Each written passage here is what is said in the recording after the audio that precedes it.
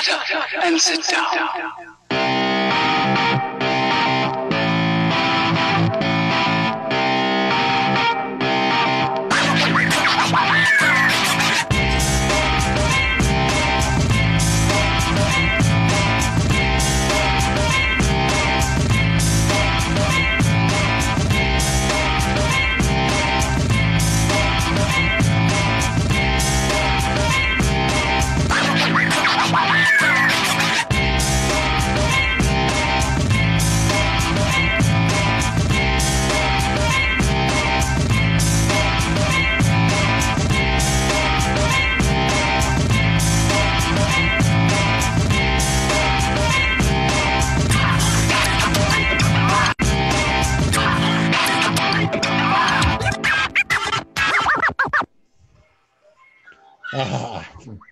Welcome everybody to Dueling Aces. We are on for August 5, 2020. As you can see, we've got our usual suspects in the house with us.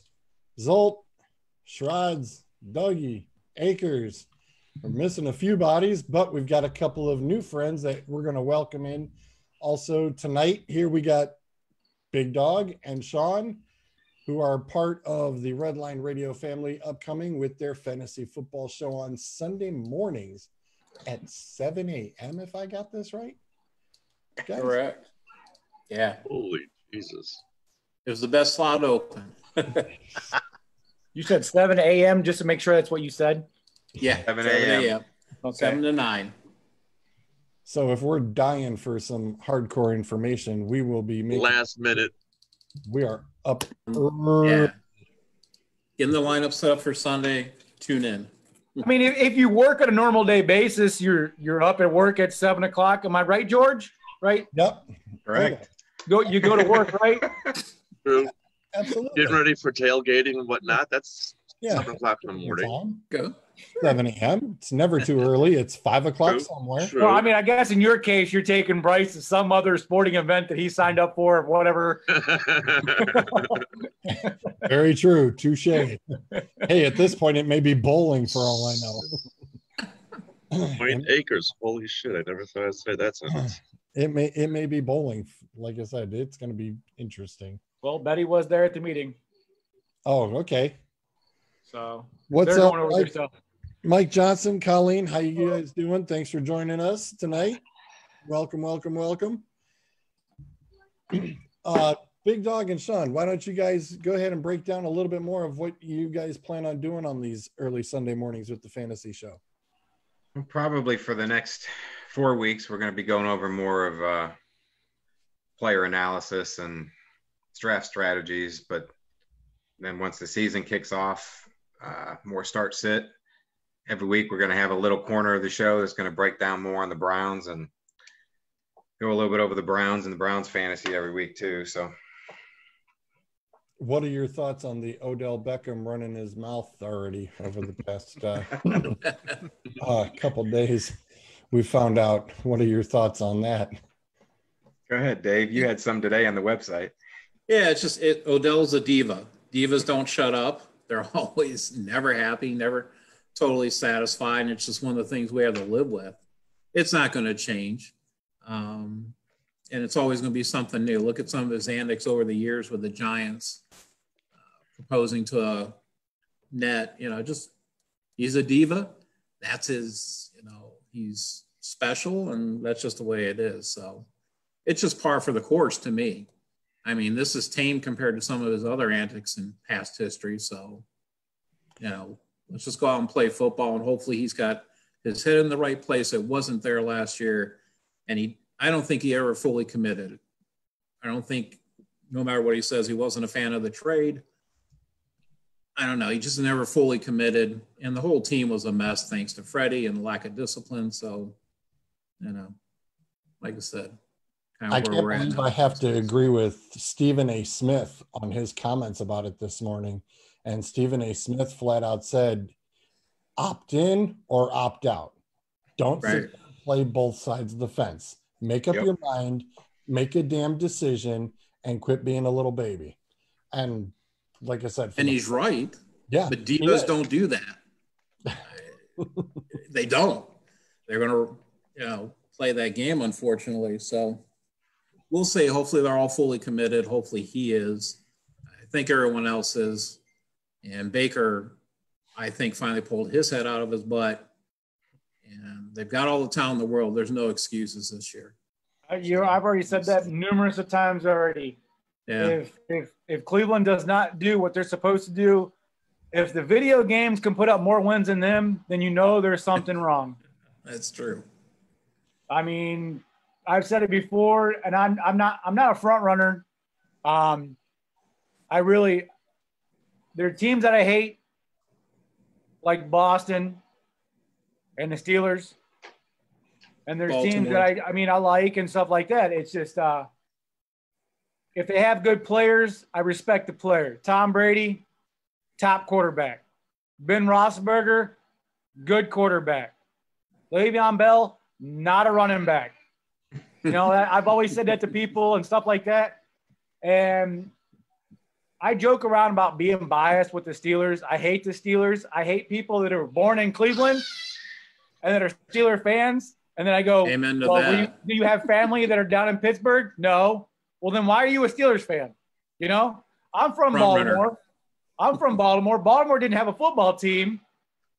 When I moved up here in 93, they all said you should root for your home team back when I got in football in 96, 97. So I rooted for the Ravens. Well, I live up here in CLE, so I root for all the teams in CLE, whether they're good or bad. But I just hate when the Browns have a nice, solid team that can win the division. Okay? Yes. There's 3 teams in that division that any one of them can take it. Now, if all of a sudden Cincy is a team that comes in and starts blowing away with them with what they got, then you've got 4 solid teams in that division. We all know Cincy is not a competitor in that team. That's why we never talk about it. If it happens, then they finally did something that should have happened. But, I mean, the Browns have every freaking weapon you can think of, and there should be no reason why they should not be in the playoffs this season. Either win the division or you're going to be the wild card. Sounds like Zayden agrees with you. Right? That's what I've always said too. Everybody's like, oh, you're just biased. You're just biased. No, there's no bias. Mayfield is a top 10 quarterback. They should have won the division or gotten into the playoffs last year. Yes, they should have. And like we said, Beckham, drama queen. Yeah. Okay. We want to know I would like to know the full situation is, was he really the problem last year? Or did he just be him and just want to cause drama? That was the main thing. Because you can see the problems with Mayfield and him with the last 3 games.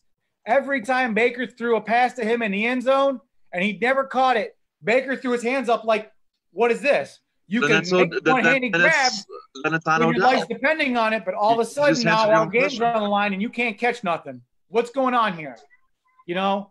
I think, yes, he has a big situation. Is he a top receiver? Yes. Is he the best receiver? He can be. He can be a top receiver. He can be a top receiver, but because of his diva attitude, yes, he's not.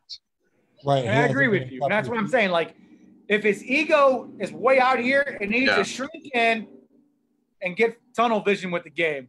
Because if he plays one-on-one with somebody, him and Landry on different sides of the field, now they got Hooper.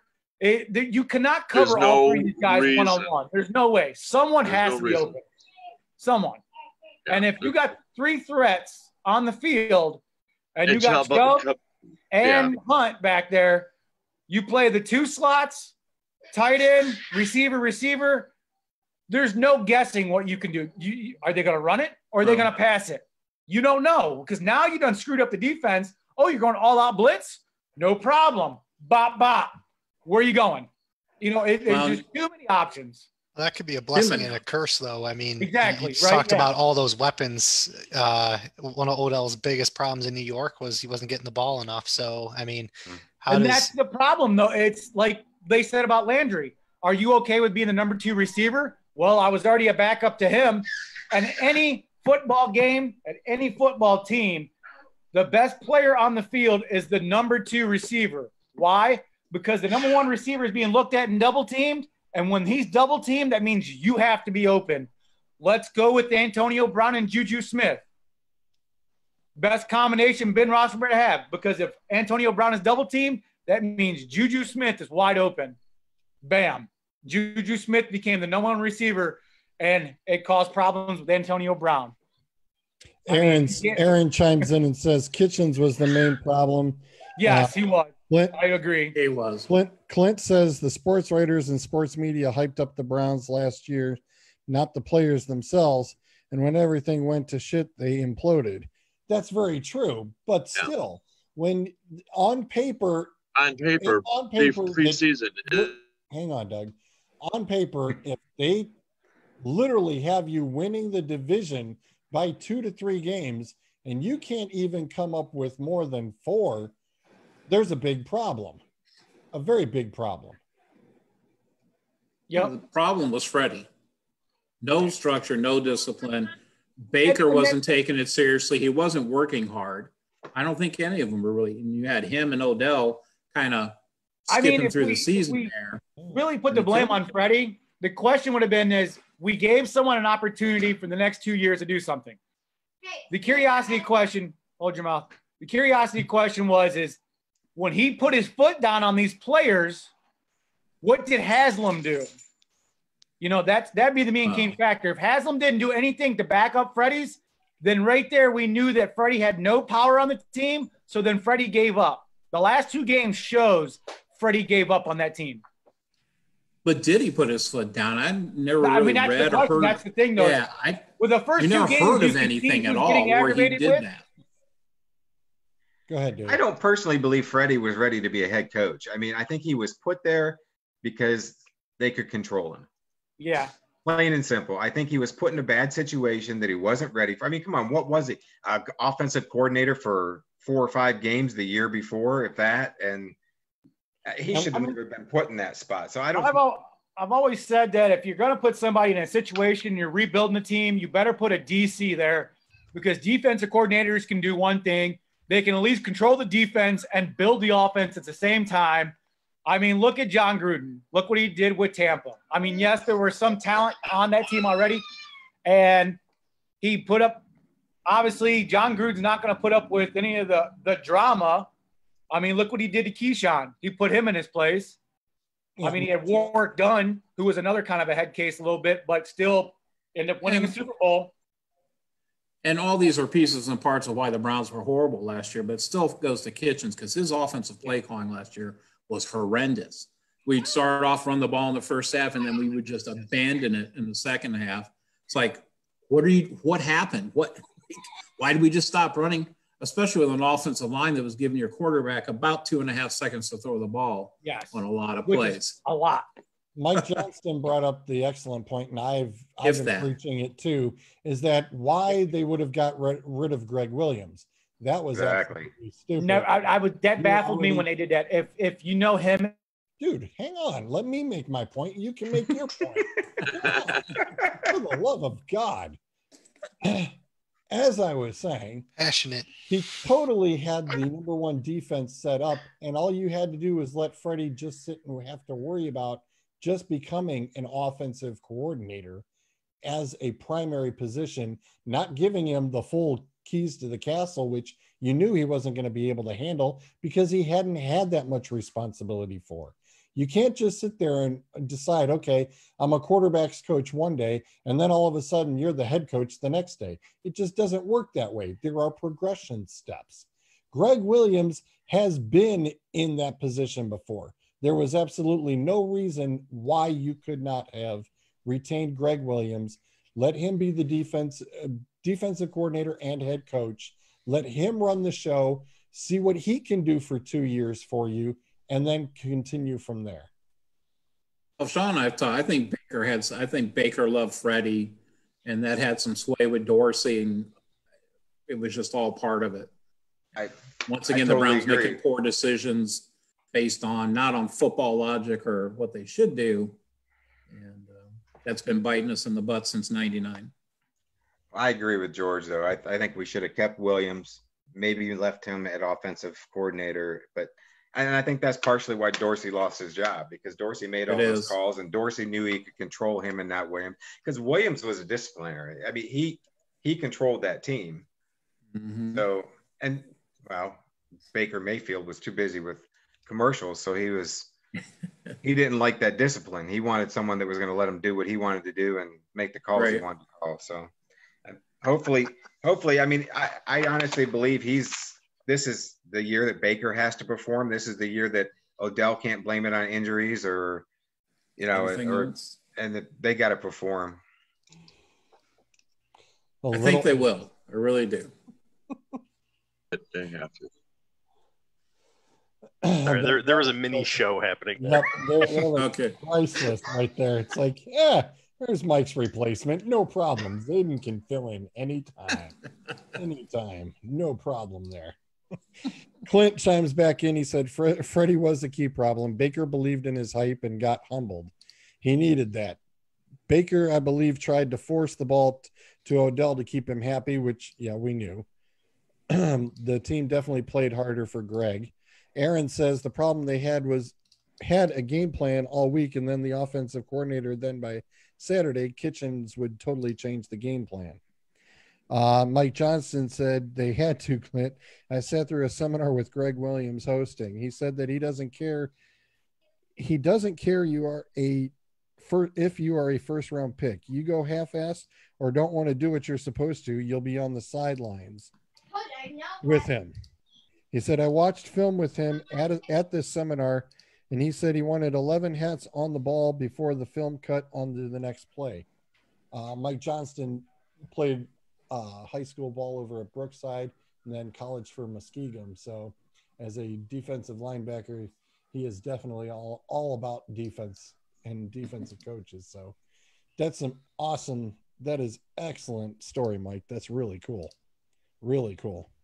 Clint says you need that on a team with guys full of egos.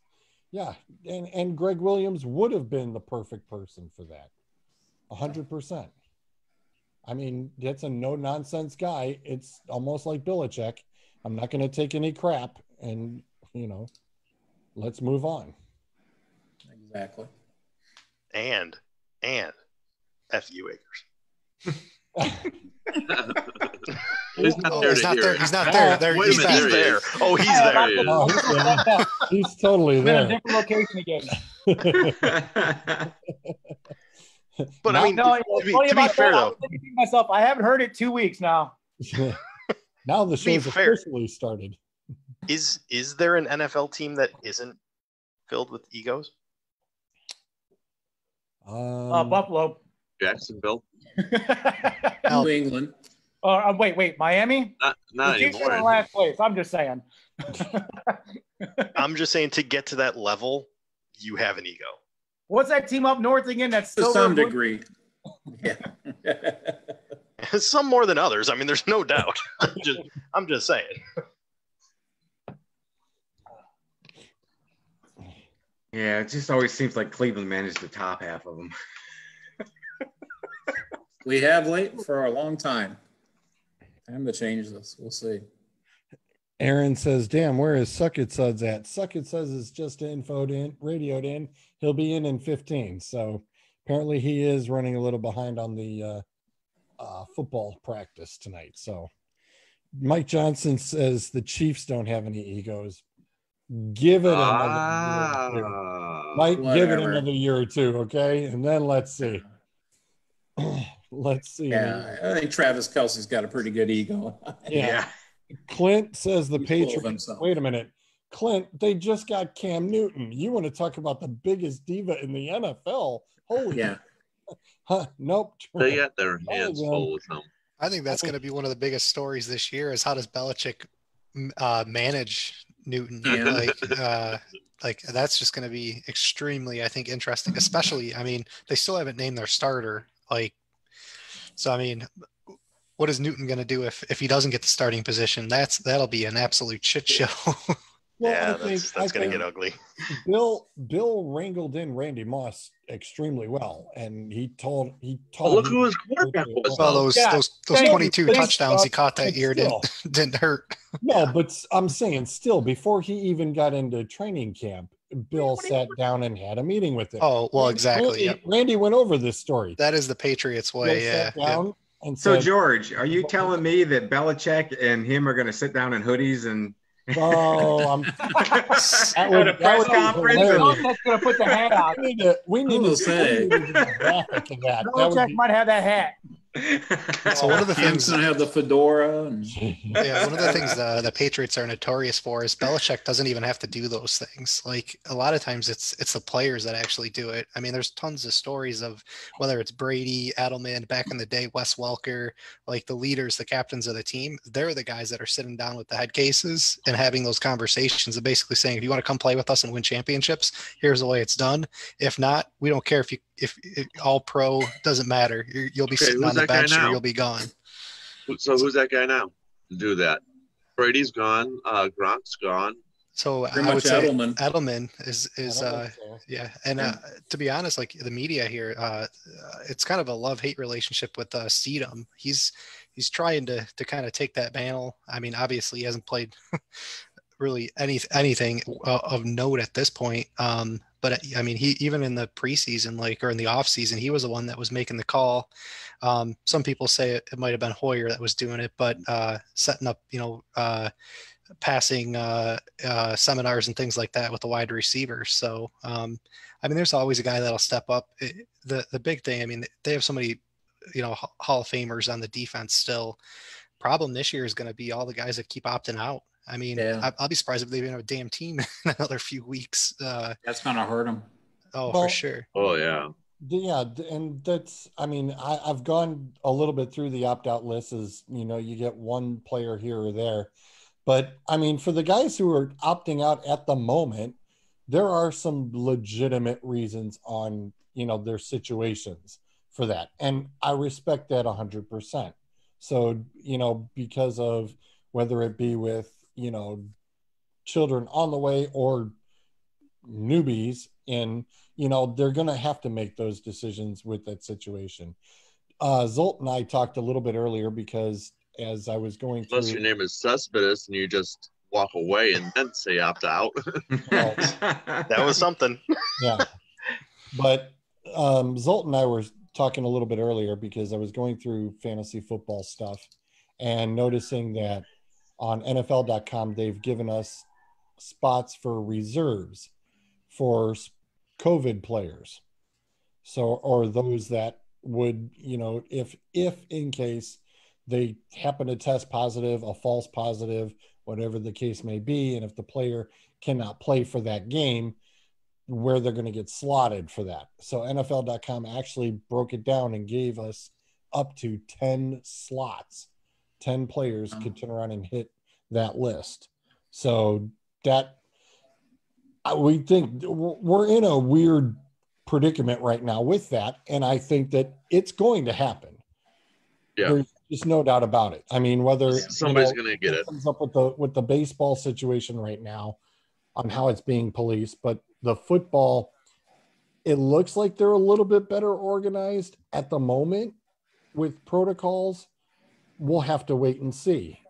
Right. I'm still not a proponent fan of that. They did not decide to at least go with at least the 2 preseason games, because right now you can bet dollars to donuts. It doesn't matter what's on paper. Your first 4 weeks, you can expect the worst football. Yes. It's going to be looking like Bryce is playing, and Bryce could play better than them. It's going to be that bad for the first 4 weeks. So it's a roll of the dice going into our first 4 weeks of this NFL season and seeing who can do what. Because remember, they're also putting a taxi squad together of 30 guys. Baseball did that, but They haven't enacted anybody. thank you. Exactly. Yeah. They They haven't haven't used it. They haven't used it, and they've had teams literally going, well, Oh, I could go off on an hour rant on that alone. yeah, that's why You got to turn the fair on. Yeah, you put the taxi Jesus. squad together. This is why you had it. You should not be sitting there having to postpone games because you have a taxi squad group already prepared to play for you. So there's no reason. Major League Baseball is really screwed up right here. Well, they screwed up from the get-go. They're bad. I was looking at the teams that had postponed games, and then, of course, living in Detroit, St. Louis and Detroit postponed their entire 5-game schedule. They're not facing each other anymore this year. So where the hell are you going to schedule those 5 games? Yeah, and they had what? They had 2 off days that coincided with each other, but they also coincide with somebody. The Cardinals skipped games for somebody else, and that they also coincide. Those are the only 2 days. Philly so or Marlins? No, not Cardinals. Milwaukee. Well, you know what? Baseball's getting what they deserve. They did this to themselves while they were arguing over money, the billionaires and millionaires that we've talked before, and they're trying to cram 60 games in 66 days when they know this is going to happen. They could have started this July 1st. They could have started mid-June if they weren't bickering over dollars. And there was almost no policing with the players. Almost no policing with the players. I mean, Jeter even said himself that they felt a little lackadaisical towards the end there. And when they got to Philly, that's when everything basically blew up. Well, I mean, this is ridiculous. Yeah, and plus you can also point some fingers at the league. I mean, you were how many days away from starting the season, and you didn't know where a team was going to play? Right. I mean, what is that? Yeah, I don't think they make it through the whole season. The only thing I mean, the whole time has been St. Louis, because the fact of when you have that many players come up tested positive, then right there, like you were saying, taxi teams, where are they at? Well, all right, so all these players that tested positive, then like we said, where are we going to get the time to do these games at? There's no way we're going to do double headers after double headers after double headers. The players are already pissed enough just trying to play in more than 4 hours, let alone try to let them play 6. Well, that's why they made the decision to cut it down to 7 innings. Which I agree to. You know, I mean, you play extra innings for 14 innings, then yeah, that ain't no different. But at the same time, how long has this season been going so far? Yeah, not even 2 weeks yet. Okay. Yeah, so not even 2 weeks, and we already have situations where we have games postponed, and we have zero clue how we're going to get those back. Okay, Milwaukee. Yeah, that's just it. For instance, is missing 4 with St. Louis, and they play each other 7 more times. So you three out of the 4 days, you're going to be playing doubleheaders. Right. St. Louis and Detroit, they don't play each other anymore. Philly is missing 4 with Toronto, and they only play 3 more times. So not only are you playing a doubleheader on those 3 days, but you also have to schedule another makeup day somewhere in between. What the fuck? Well, I think the only doubleheaders we've had in Cleveland so far are just because of rain. I mean, that's where my question was, is with the doubleheaders. We have so many days for this. We literally just had 4 days of rain here. 4 days of rain. All 4 days. Okay, so now we're looking at 6 games we got to play in 3 days in a row. So if Cleveland's at home, what the hell does the other team got to do to play the games here? Then they got to travel somewhere else real quick to go play another doubleheader. All right. It's going to be a scheduling nightmare. Aaron, it already is. They travel, but there isn't. Aaron just chimed in. He said, "Sweet, suck it, suds." Hello, Mr. Sudbury. How are you?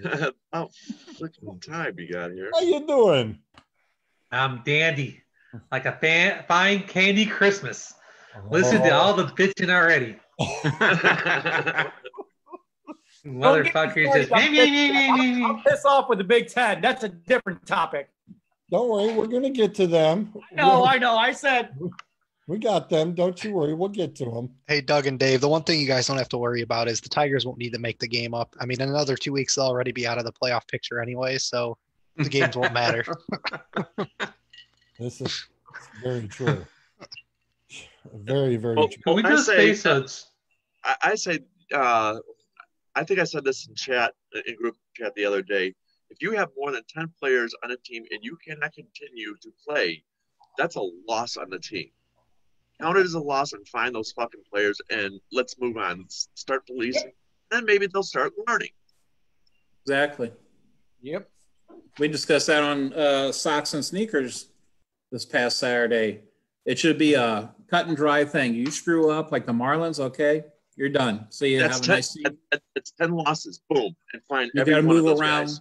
go with the teams that are actually falling, doing the right things, doing everything they can. Yeah. And I agree. In these Find games, that you lose golden 10 boy players and you lose the game.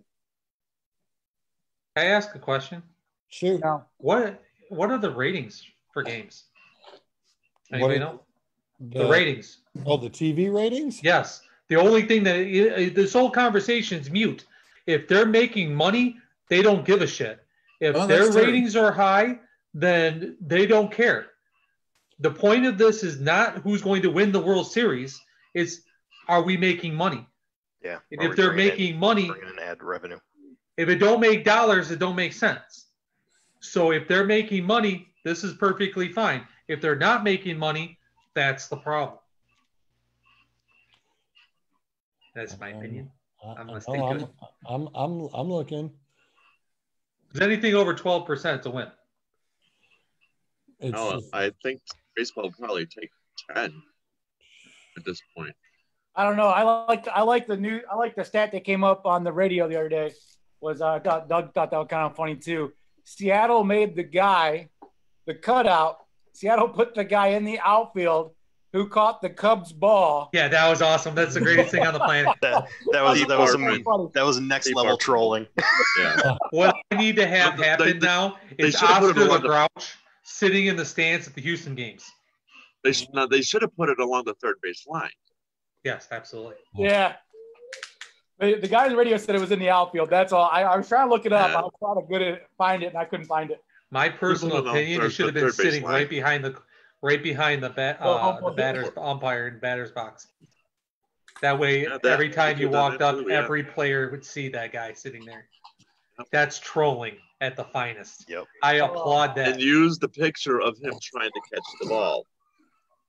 What really needs to happen is whoever's playing Houston needs to put Oscar the Grouch in one of the chairs. And then when every batter comes out, you know how they go, dun, dun, dun, dun, dun, that thing? They do it with a trash can. That's what needs to happen. This needs to be fun. They need to troll the shit out of these dudes badly. Stop throwing the ball. Make them the laughing stock of the league. Put Oscar the Grouch in the stands. And instead of music blasting, have trash cans banging.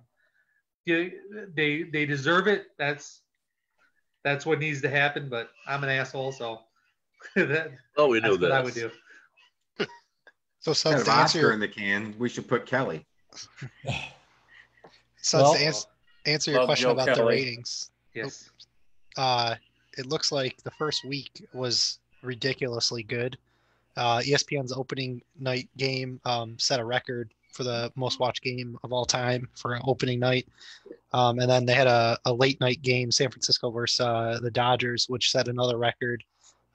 Second highest regular season game ever for ESPN. Okay. The one caveat they call out here, though, is part of the reason they think is because you don't have 30, 40, 45, 50,000 people that would be at the game. They're all at home tuning into the coverage as well. Plus, we're all desperate for sports, too. Exactly. You got that. The purpose of it is for TV ratings and to get people to buy commercials, and that's what you're getting. Therefore, it's a win for Major League Baseball. That's all that fucking matters. They don't really give a crap about who's winning the World Series. But that who's was making the playoffs. That was just the first week. Where are we at? Yeah, well, and that's so. Once hockey started up, the NBA started up.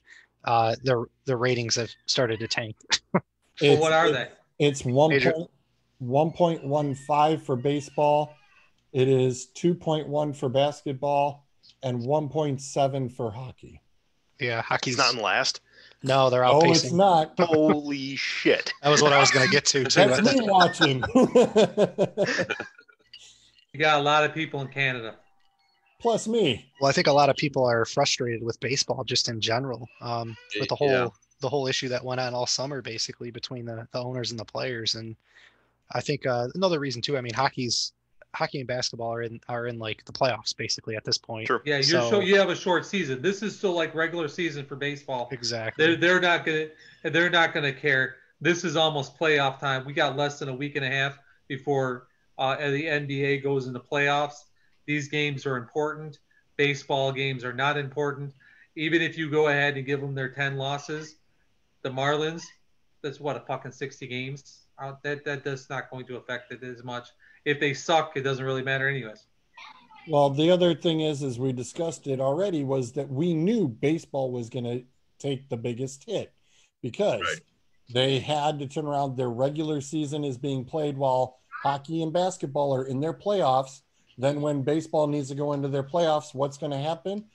Everybody's worrying about watching football. They want their college football. They want their NFL football. Do you think they're really going to care about the crybabies about baseball? Nope. No. But they're still pulling a decent number of people on the TV, and they're pulling the ads. That's all this is about, the dollar. If we haven't figured that one out, then we're morons. That's the purpose. Well, no, it's dollar. They're going to go ahead and literally lose out, even though they're getting whatever their mainstream revenue is. They're not going to turn around and make everything back that they wanted. And as that dips, it's going to be, it'll be amazing that they turn around and can keep the same ratings like as WWE every week. It's like good luck keeping it over 1.0. Let's see your ratings stay above 1.0 over the next 2 weeks. Figure that out as we go. Well, the bigger problem is the more that they turn around and tag into a COVID, guess what? And if there's 4 more teams that tag it, season's over. They'll shut it down. What happens when they're going to shut it down? Massive revenue loss. Massive. I don't think they'll shut it down. I think they'll continue to play it out. They'll have no choice. We already discussed. They're not exercising the taxi squads, and you can't postpone everything forever. You cannot keep postponing it off. How are you going to turn around and keep it as a loss between 6 teams? And they have to play against each other. Who's getting the loss? It's a tie. The one who basically initiated it. In this case, would be like this isn't YMCA. This isn't the YMCA. You can't. Why? What's the difference at this point? You can't have a tie. I like the loss theory, but how do you give a team that gets lucky enough to play 3 different teams? They had COVID and they get an extra 9 or 10 wins, which puts them in the playoffs. Like this. You go like this. Congratulations, you lucky son of a bitch. The same way you applaud every team that doesn't have to face Verlander anymore. That's how you applaud it, because his ass is going to sit at home, and now you don't have to play with it. Now you have a real good chance of winning. Some motherfuckers are lucky. What are you not counting the win because LeBron James decides to bench his own ass on Friday and you don't have to play him? I mean, this shit happens. A win. The answer to this is MLB enforce to the teams, use these taxi squads that you have, and you're going to put 9 guys on the diamond, and you're going to play a game one way or another. And they have take the fucking loss. That's the problem. Be a man. Not everybody's going to get a trophy. Like George said, it's not the YMCA. This is a totally different year. Enforce this rule. Make them put 9 out there. Yeah, I get it. It might be some of your AA guys, but that's what we're dealing with. That's the only answer to this problem. Or shut the season down eventually. Or what you could do to make up some of these games is use your taxi squads and play against each other using the taxis at like a neutral field somewhere. And since we're going crazy, we might as well go all in into the fucking rabbit hole. You have to. This is a crazy 2020 is beyond crazy. We're in the rabbit hole. So MLB exactly. So you never know your taxi squad. You never know when you're dealing with these taxi squads. You may find the next Barry Bonds. You might find someone who can rip that ball like nobody's business. Well, I wouldn't have to use Barry Bonds as an example. JD Martinez. Okay, JD Martinez. Or whoever the fuck that floats your boat. Yeah. You find him, and all of a sudden he's hitting 350, and now you have the next superstar. You didn't know you had him because you've had him in your triple A. Juan Soto is a good example. Yeah. So give these people a shot. And stop canceling just, the games. Just to take it back to ratings, and that's a great segue. Hey, maybe baseball's in third place because NBA and NHL, you know when they're playing and you know who's playing. You don't have to constantly wonder, oh, is this team going to play tonight? Nah, I mean, it was a joke before the season started, and it's a joke that has gotten less and less funny. This is why we're making jokes about it now. And my fantasy, that's our job.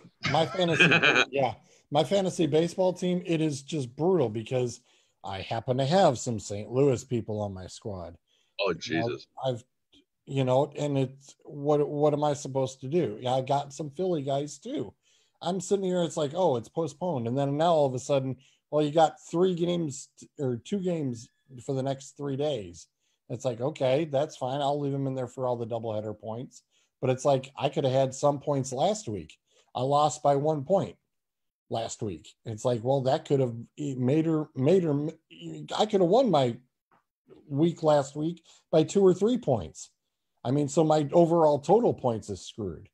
I mean, just because I might make it up this week, I still lose the win points and my record's still in the can, because of it. But like I said, I mean, it's kind of ugly. And, fantasy wise, I mean, because it's an everyday thing, you have to pay attention to literally almost twice a day. Now you have to pay 4 times a day. Yeah. And if there's no way I could be doing baseball this year. Yeah. If you don't have it set up right, I mean, you're totally screwed. I can't even keep up with the third team that I've got a hold of. I have them. I'm so glad I dropped baseball. But yeah, it's brutal. It's totally brutal. Like I said, I agree. Baseball doesn't finish this season. I mean, when are we starting the pool? How long? I don't know. I wish I would have had Akers at 40 minutes. Awesome. Yeah, he didn't even make 9 o'clock. Dang.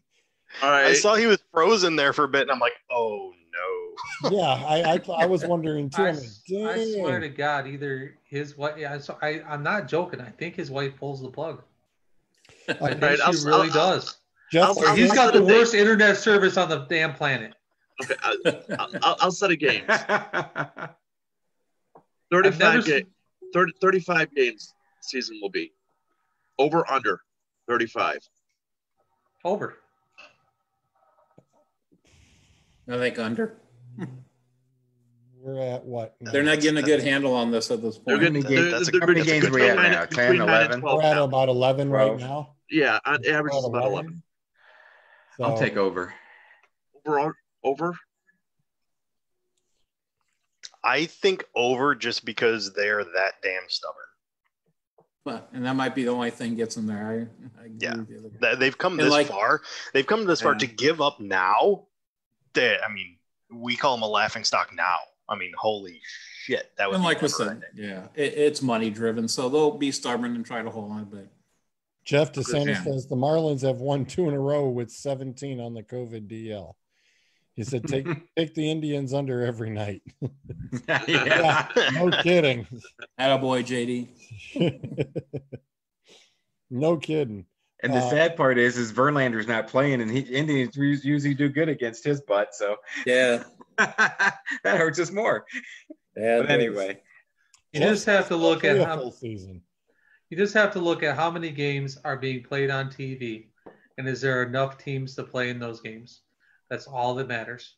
Well, they can't play all of them on TV, which is not what I said. That's what he said. I'm saying is if you have enough teams playing each other that you can put them on TV. If there's 3 games that have to be played today, do you have 6 teams playing a game? They're able to put something on TV. That's all that matters. Yeah, because that's you get the ad revenue. They're not pulling. They're not pulling fans. There's no fans. Well, so the other problem is that even though when we went over this schedule and we said there were games starting at, I believe it was 3:00 was the earliest, correct? If I remember correctly, it was 3:00, and then the East had from 3 o'clock until 6 or 7. And then Central went from 7 to about 9, with the West Coast going from 8 until, completing out at 10. Well, you're not right now, the way that it's being broadcasted between ESPN or MLB, those are the only two stations broadcasting. I mean, we're even having a hard time, depending on your area. I couldn't even see almost 6 of the Indians games because you're lucky. Spectrum isn't carrying it. So even though there's providers, that's the best thing I've ever heard to happen to Cleveland.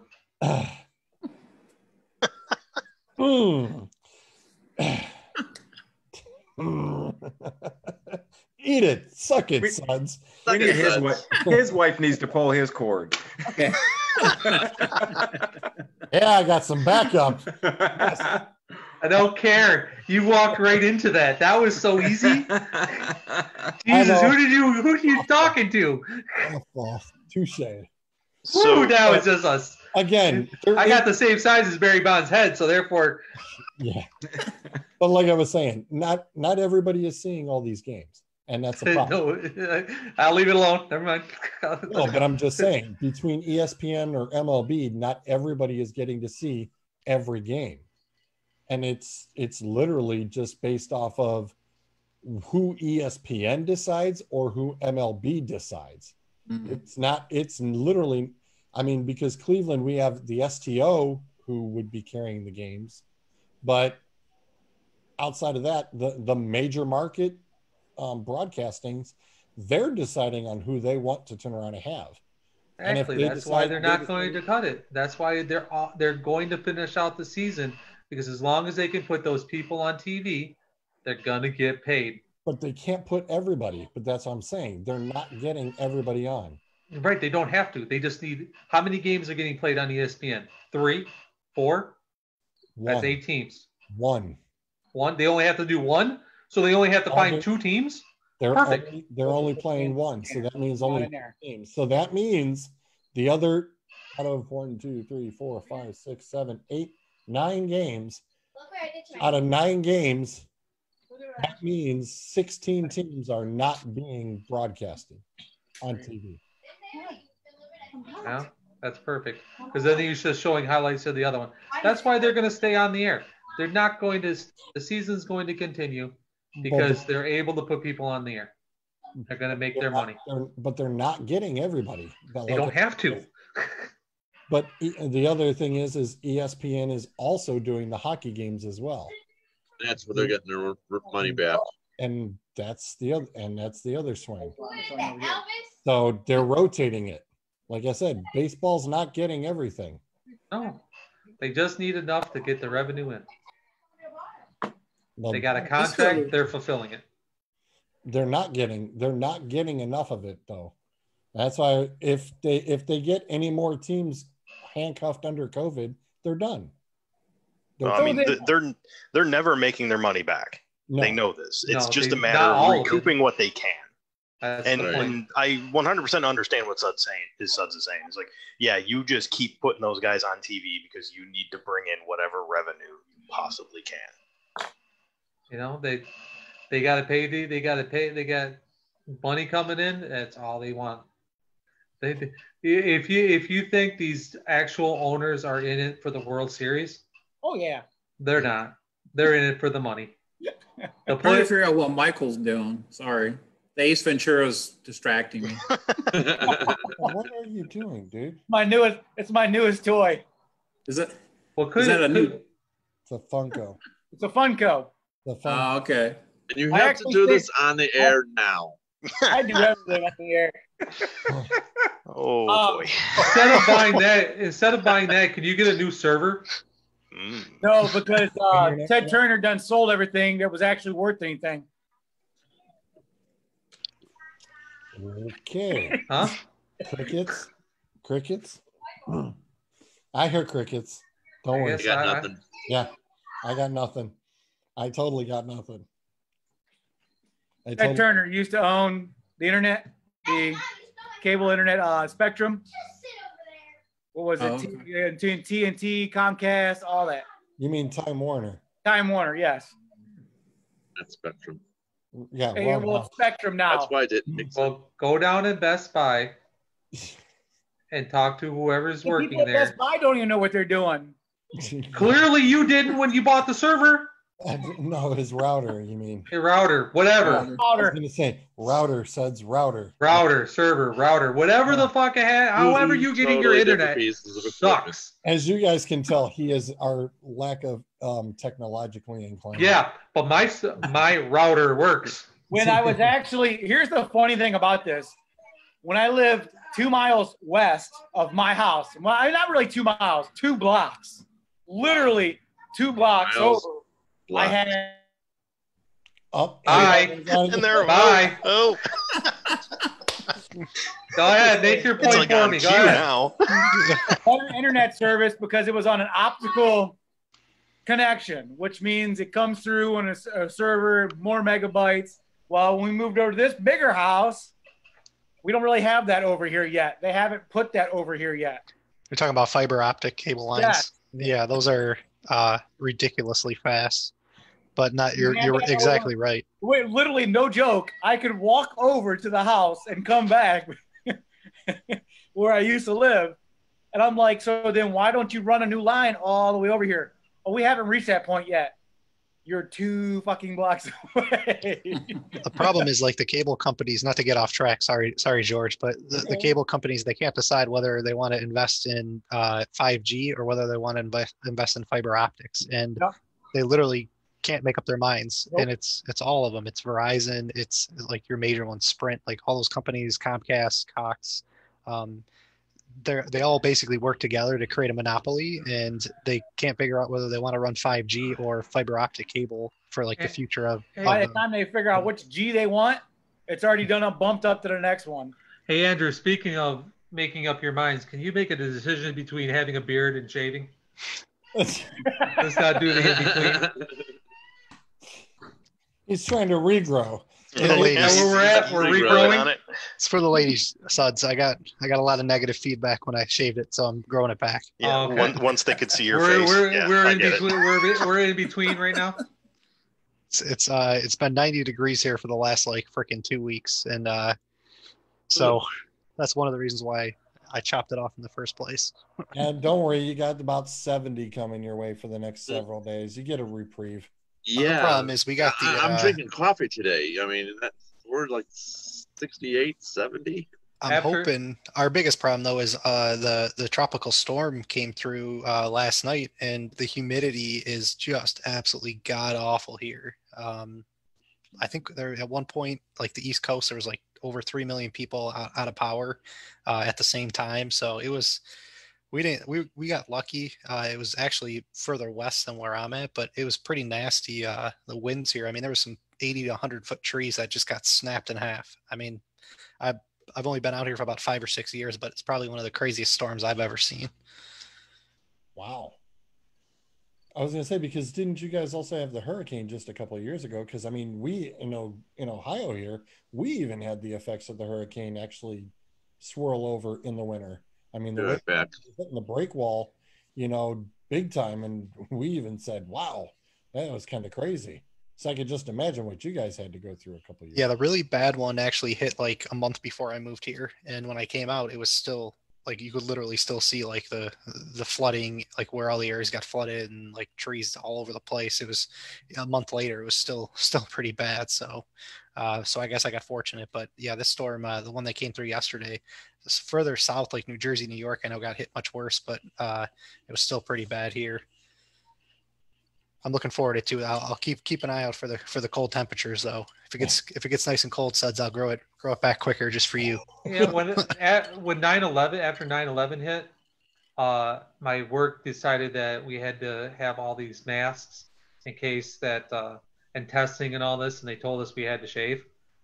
And so being the dumbass, not thinking about hey, they can't make me shave or not, I went ahead and shaved. And I came home and my wife looked at me. She goes, "If they ask you to shave again, quit." Okay. Yep. And that was the last time I shaved. Last time I didn't have a goatee and a mustache. There you go.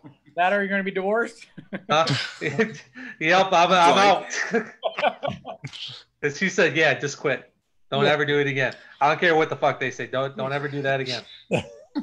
Understood. I've at least had the goatee since probably since I was a senior in high school. I think was the last time I was completely clean shaven. So I always had a little bit, but yeah, that was pretty long. A few weeks ago was probably the longest I've ever had it. That was about 4 or 5 months of growing it out. So we'll see if it cools off. Maybe I'll let it go back. Bring it Saying, back, baby. It just gets aggravating right here. Oh, you're here back? You're back again? Okay. What'd you say? I thought you froze. Oh, I thought you got did. Oh man. All right, You George. missed me, Next didn't you? topic. I was gone for like 30 minutes. Moving on. Okay. On to the fun stuff. Next. Whoa, where'd it go? Where'd it go? Where'd it go? Come on. Don't do that.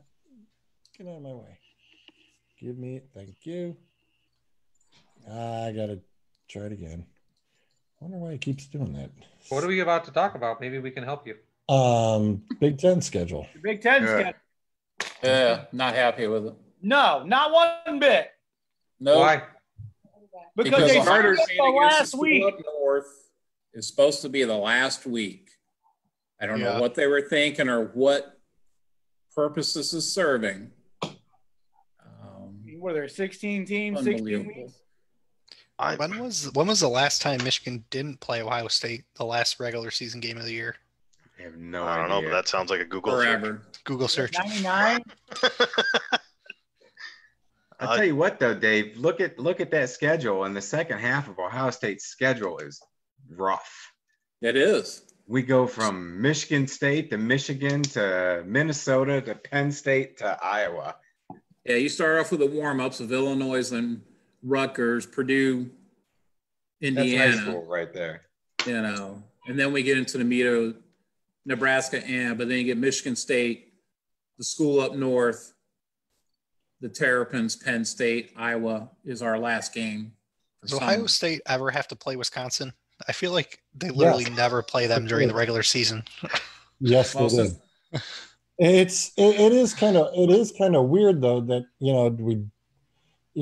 on how they did it. I mean, you figure, all right, you already don't get to play almost the whole conference. I mean, outside of only 3 other teams, you're literally playing the whole. Well, they should. 18 teams. You got three fucking blue marks here. They should be playing the whole schedule.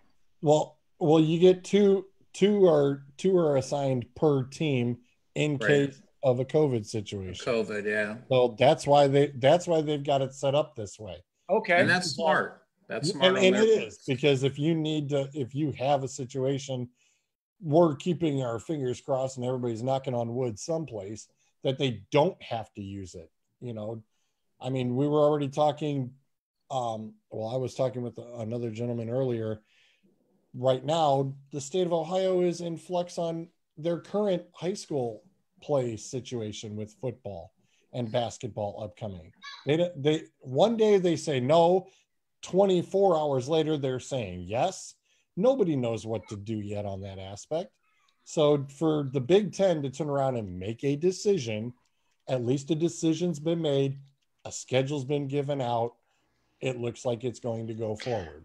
I'm gonna say this. A schedule's been made. I'm not gonna agree with you that a decision's been made. I think they just made the schedule. That's the only thing they did. Throw the teams up there and we're like, okay, this week's available, this week's available. I'm like, it's not that difficult. You put Michigan and Ohio last week. You do Michigan State and Wisconsin last week. Mm-hmm. Yeah. I'll be honest. I'm really not that terribly upset about them moving it. But here's the thing: if you're going to move that game, have some balls. Put it week 1. Well, you're being a fan of school and get it over with early. That's probably why you don't care. No, because I don't think we're making it to October 24th. I want that game.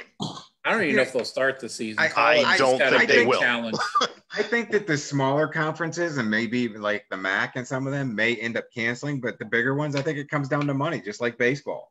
and they're going to play these. These colleges can say, oh, it doesn't have anything to do with money, and we care about the students. You want the freaking money. Yeah, I mean, plain and simple, and they're going to find a way to make this happen, and they're going to play. They're going to play regardless. There's no way they're going to cancel it.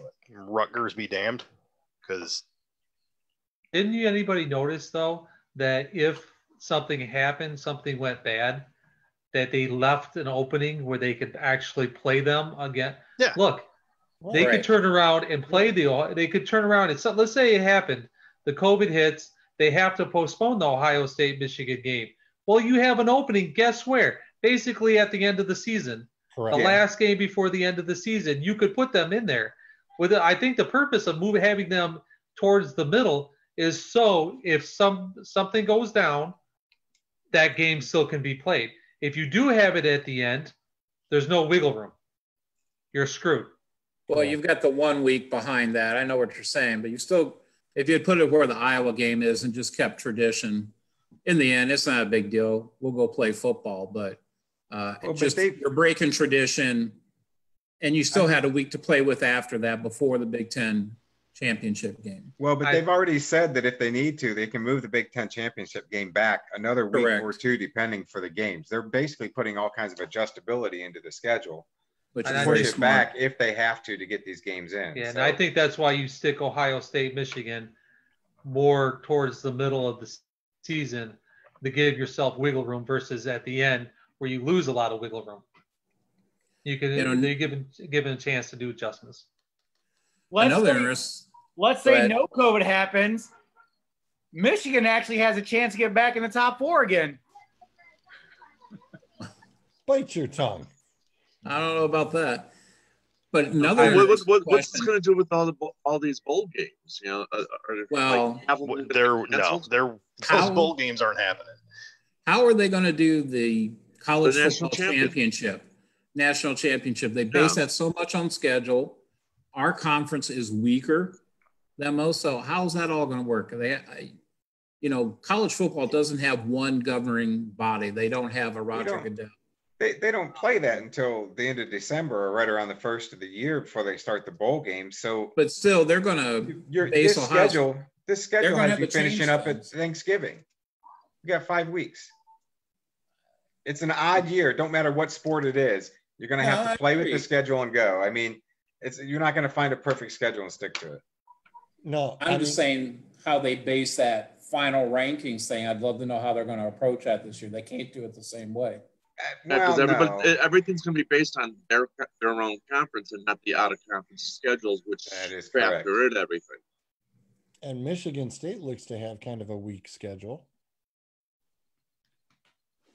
No Wisconsin in there. The only tough things I see is Michigan and Ohio State for them. Everybody else, maybe Nebraska. They got a nice bye week in between them too. Yeah, they do. Mm-hmm. Okay, then why don't you look at Wisconsin, where all they have is Michigan? Yeah, that's the only tough team on their entire schedule. Talking about a push, they don't have to play anybody until week 9 against Michigan, and then you got one game. By then, at week 9, you already got Michigan is already played Ohio State. They've already played Michigan State. They've already played some decently tough teams, and they could be beat up by then. Yeah, where Wisconsin's doing a cakewalk all the way till week 9. Yeah, I'm gonna throw the chat in there real quick. Durkin threw into the chat: things certain in life, death, taxes, and Wisconsin getting the easiest schedule in the Big Ten. What's up, Durkin? Good to see you could jump in a little bit, bud. Yeah, the other thing too with Wisconsin's schedule is, I mean, their toughest opponent probably in their division is going to be Minnesota, and they get them at home.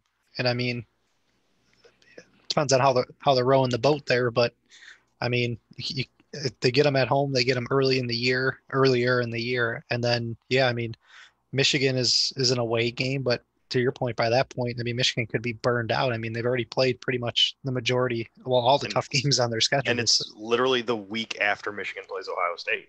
Oh, yep. and that's Yeah. usually a stressful game for everybody. Jeff says they don't care about anything but TV money. The conferences without TV deals aren't playing. Notre Dame was taken by the ACC just for the money. Absolutely. Yeah. 100% agree. You're 100% right. But And correct me if that's I'm wrong, Notre Dame had a deal with the ACC well before this ever happened. For basketball. Yes. So I thought they were playing them already in, like, For football. yeah, for football. They were playing it, but they were not part of their conference. Correct. They were part of an And independent. Notre Dame has its own TV contract. Yeah. So bringing them in is just a financial windfall for them. Yep. Oh, absolutely. No, there's no doubt about that. That will be interesting next year, though, because if Notre Dame's, I believe, I haven't seen their final schedule, but if every one of their games is against the ACC, I think has their own TV network as well. So who gets precedent, NBC or ACC network for any of the Notre Dame games? It'll be NBC. It'll be interesting. NBC's always had it outright. So I'll it'll be- be NBC. But that'll be interesting because Notre Dame wasn't exclusively playing ACC teams. If that's all they're playing next year, I mean, you think about the USC. All of it'll be on NBC. You could probably count, especially for Saturday nights. You could almost bet the farm that NBC will carry it. I can turn around and try to pull that up too. Damn football schedule. Here we go. All right, I got it. Bam. So it looks like this is what they're showing right now. Navy, Western, Wake Forest. I say the MAC hasn't even come out with a schedule yet. Let's open this up a little bit more. So it looks like Navy, Western Michigan, Wake Forest, Pitt, Duke, Clemson, Georgia Tech, Louisville, and USC is canceled. So they only have 8 games on their schedule right now. That is interesting. And weak opponents. Other than a couple. Yeah, but they'll lose to Clemson. Yeah, I was gonna say, Should. well, they'll lose to Clemson. That would be only. Yeah. Let me toss this little question out to you. They're playing Navy. They always Navy going.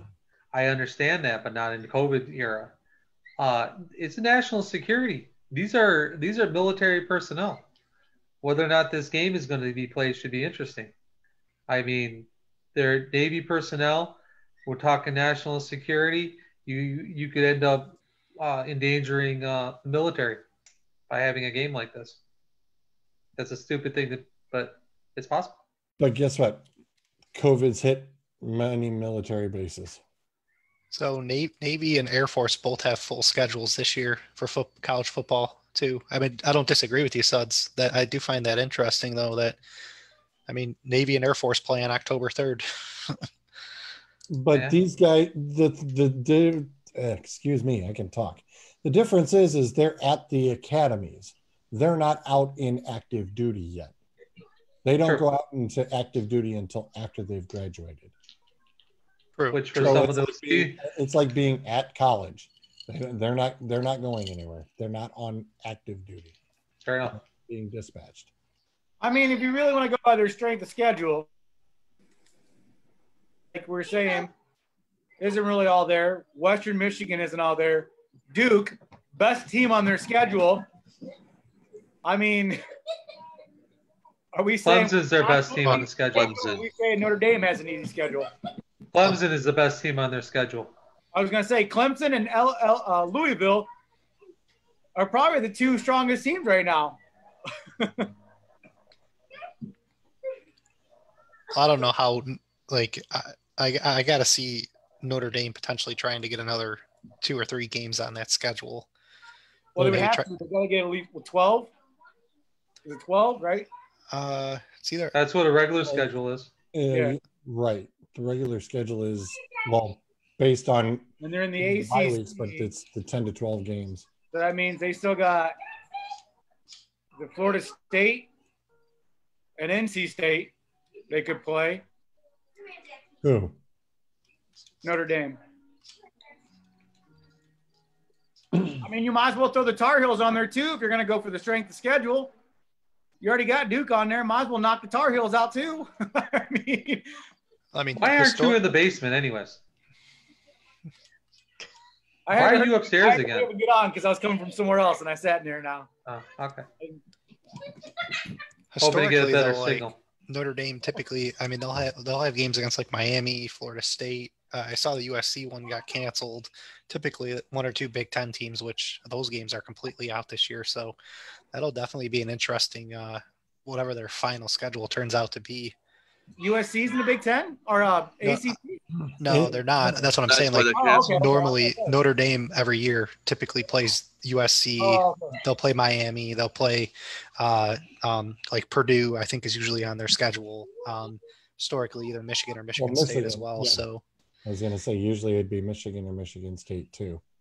So, but yeah, like you said, this year, like Big Dog was saying here, it's going to be real interesting to see what they do for the playoffs.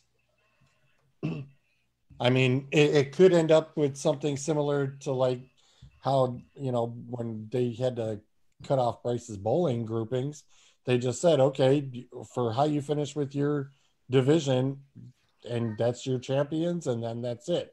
There wouldn't be any primary bowl games. You would just have your Big Ten champion, the Pac-10 champ, ACC champ, and that's it. There won't be any bowl matches. No national champ. No national champion. Just do the bowl games like you normally do at divisions. I mean, if there is no divisional games or championship games or it's just going to be your. They're going to have. What's the point of having a strength of schedule? They're going to have a national championship because that's a lot of money they make. So they'll figure something out. The question is, what do they do? That's a lot of money in that game. Well, I mean, just bowl games in general. I mean, there's a ton of money. You got the college football playoff, then the national championship, but just the regular bowl games too. All the money that between sponsorship and TV and all that stuff, like that'll be extremely interesting as well to see what they do with that. Yeah, 47 bowl games not being played. The Chick-fil-A, I don't care who's in it bowl, you know, that's always played at some weird field. There's so many bowl games. It's like, really? Weed Eater bowls. There's everything. Yeah, it's gotten out of hand. It has. It got out of hand like 15, 20 years ago, and it's just gotten worse. And how do you decide, you know, what 4 teams are in the bidding for the national championships? Well, that's what we're saying. You know? I know. Who brings in the most money? All right, so SEC. Yeah, okay, so it's going to be an all SEC championship. Hasn't it been before? No. I mean, they basically doesn't. SEC's won the championship. When's the last time it hasn't been the same fucking two or three teams playing for the national championship? LSU, Alabama, and Clemson. It's always the same fucking Ohio three. Ohio State in the top 4 one. Yep. So, yep, Ohio Like State's been in the mix. Yeah, But it's usually the same ones, guys. yeah, It's usually the same ones. That's who's going to be in these bowls. Who's going to bring in the most cheddar? Who's bringing in the money? Well, That's the way. And you know what? If you don't think Alabama's going to roll through their conference with 1 or 2 losses and they're not going to make the playoffs, you're sadly mistaken. If they do, then they'll get U of M, and so they can bitch slap them around. So Well, if you're going by strength of schedule, then I guess you couldn't really say the SEC has a strong schedule because they're too busy beating each other up so much that their high winnings are not going to be there no more. Suds, you're not wrong, but one of the reasons why those teams are typically picked is because of their fans travel. Like any bowl wants Michigan, no matter how bad they are, because they have the largest alumni class in the country. That's why they get picked, because their fans will travel to those bowls. If there's no fans in the stands this year, I'm not saying you're wrong. They'll still draw TV ratings, but at the same time, if fans aren't traveling and they're not paying the ticket prices, you could see a bowl season that's completely turned on its head because they're no longer looking for those top teams that where their fans travel. They may be looking for TV broadcasting or different things. Right, something but that we've never seen before. That still falls to the same thing. Who's you willing to watch? Am I turning on TV? Hey, let's watch Rutgers. Well, I mean, You're you're not obviously going to have a group You of got to top worry teams. about that. Yeah. gonna see But that. but my point is, You're not gonna see that. Come on, let's use some common sense here. Aaron says it's all about the money. He said even Ohio State, if they don't have any fans this season, they have a chance of losing 500 million, because if they fill the shoe at 20%, they have a chance of losing 250 million. But they're not. Nobody's going to have any fans in the stands at all. Anyway, flat out. I mean, we clearly have seen it with hockey. We've seen it with baseball. You know, there's going to be cardboard cutouts. There will be cardboard cutouts Buy everywhere. the cardboard cutout. That's the way you're going to make money. Well, I'm sorry, but I'm not paying $200 to $400 for a cardboard cutout. They can kiss me. No, but Big Buck might. No. I'm just saying. Jeff says election will be done by then. They'll have bowl games. And the winner is. You may not be wrong on that one. Right. Actually, what's Bill Gates announced last week that he predicts there is going to be a vaccine by December. A vaccine that's been approved and ready to go. That's why, you know, somebody spent 2.1 million last week, and you know there's going to be production coming forth. So yeah, you know, I think you meant $1 billion, by the way. That's the elephant in the room. That's the elephant in the room. That's the worst kept secret on the planet right now. It's kind of pathetic. It's sad. I think part of the issue too, though, is they could have a vaccine ready today. The problem is producing it at a mass scale and actually distributing it out is going to take years. So that's the biggest question, is how do they solve the logistics behind actually distributing it out to the population, and how much of the population is actually going to trust the government enough to actually take it. Like the vaccine could already be created. It's just look at the amount of open cases still. I mean, you have think at least that right there, not to mention any new cases that might be coming in. JD said Oxford had that one 3 months ago. That's like, yeah, we know. It's like I said, it's the worst kept secret. Hey, how to clear COVID? Just drink antibacterial soap. If it kills it off your hands, it'll kill it in your system. Don't worry. Don't say that, Mike. I'm not responsible. You just freeze doctors. We do not endorse the disclaimer. Do not. No. Hey, tell your wife to pull the plug on your. Nor does this show, support that view. Please understand, we are not experts in anything, especially anything health related. That's right. Tide pods can clear dirt. Oh God. Oh my Lord. Jesus Christ. How is he not going to mute? Oh, he just did. He just did again. That's twice now. He's been getting muted. Oh, 3 times at least. God. Oh. Zolt, can you please save us with some NHL updates? Yeah, Colorado's kicking Dallas's ass. And that's the news of the week. I don't know if that's a good thing or a bad thing. It's the round robin. Yeah. just the two teams in general. Oh, is that a 4-0 final right now? I don't even know if it's a final, but I'm cued into the show, man. I can't be focusing on that. Into the show. Anybody here Rangers fan? If you are, I'm sorry. that bad news came through last night. I actually got to watch all 3 games. That was a serious butt whooping. Yeah. I don't know if that's a Carolina like looking high powered, or the Rangers just chose not to show up. But they want a shot at that number 1 pick. Yeah. Thanks, Doug. Oh wow, really? You had to bring that debacle up? Thanks.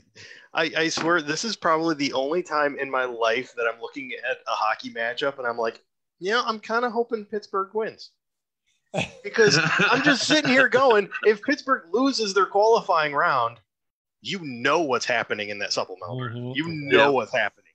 And I'm just going to the top of my head will explode and my brain will be somewhere, and you won't see me for a while. His brain will have exploded.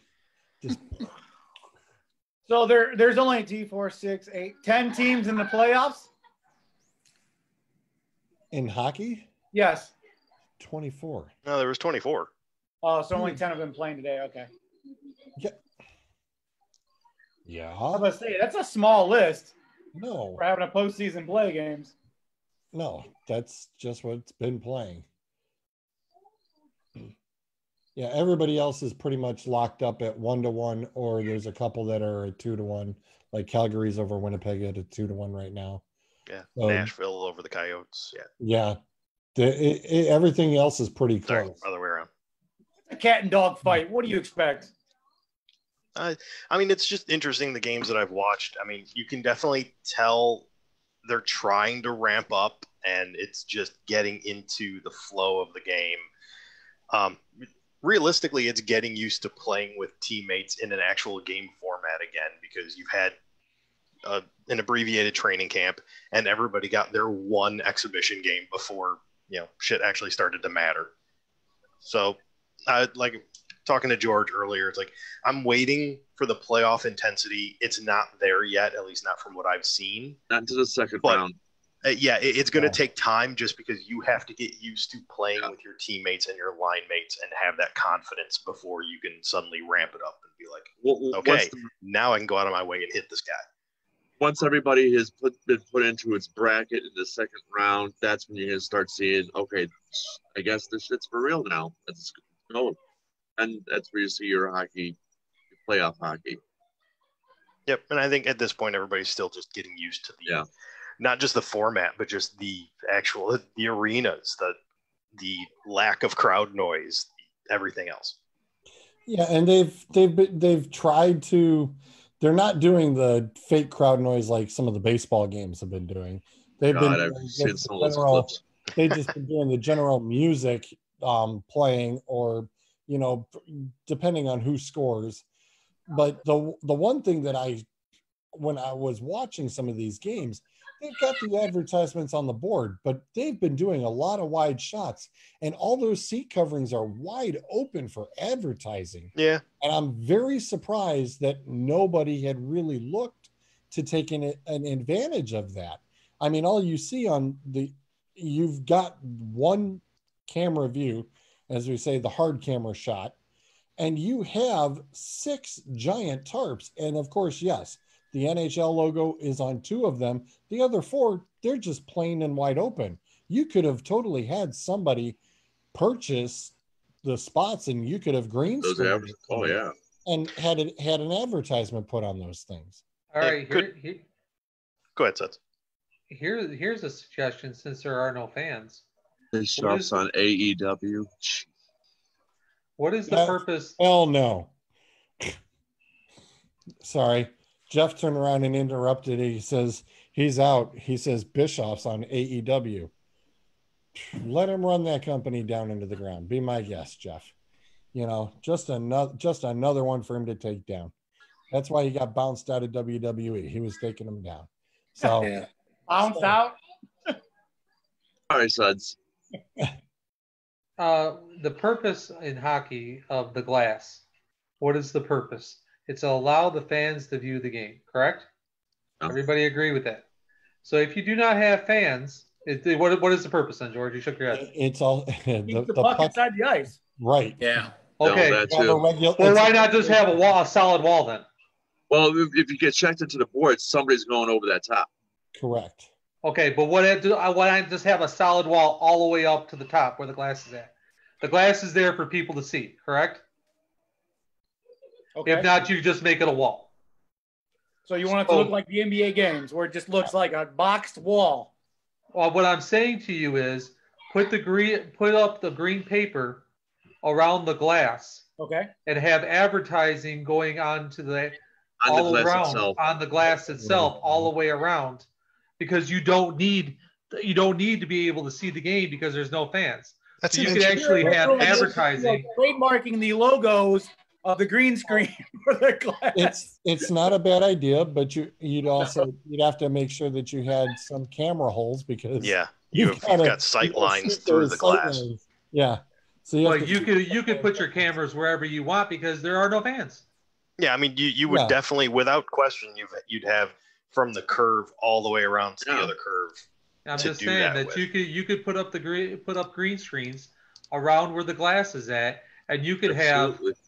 all kinds of advertising going all around during the game where people can see. Well, I mean, but like smart. Yeah. but like George was saying, I mean, just leave a they space haven't. about that big for the camera. But the thing is, they haven't sold ads on the seat covers. So if they haven't sold those, what's the reason? Is the reason that they just don't have anybody to sell them to? Or they didn't think about I mean, can you really see the seats? But you can see the glass. Oh, Well, I mean, yes. you see the can see big this. gigantic thing over it. But yeah, you can definitely see it. That's It's there. not bigger than a seat. Oh yeah, you can see it. But you can on the glass though, you could have it as big and wide as the glass is, and you could have and you could have it running like the bottom of a ESPN. You could be showing scores, you could be showing anything on the bottom of that. To be honest, you don't even necessarily need the green screen to do that. I mean, even the local station here would occasionally superimpose ads on the back glass. Yeah, during games. I was just going to say that they've already done that in some television broadcasts where the clear glass behind like the net, the actual glass like has advertisements on it during certain parts of the game. Yeah, I don't know how they do it without. It's not actually on the glass. It's edited into during post-production. Oh, okay. But Suds, I mean, I agree with you completely. The one thing I thought was interesting too, Suds, to your comment was, if you look at a rink like back in like the 30s and 40s, they didn't even have glass. Like it wasn't even there. So like I think part of it was to protect the fans, like why it was put up in the first place, and then to your point, why it's clear so they can actually see through the damn thing. So, but I mean, without fans, you don't need that part. You could put whatever you want. You could have advertisements actually physically on the glass. Oh, you could put sure. stickers up, down, lower.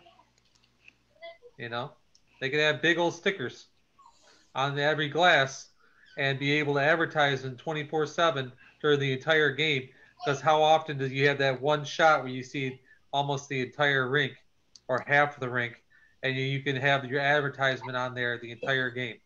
You can make a shitload of money. Oh, for sure. I wonder how that would impact like depth perception on the ice too. That would be an interesting to get. It should improve it. Oh, for sure. That's kind of almost like a.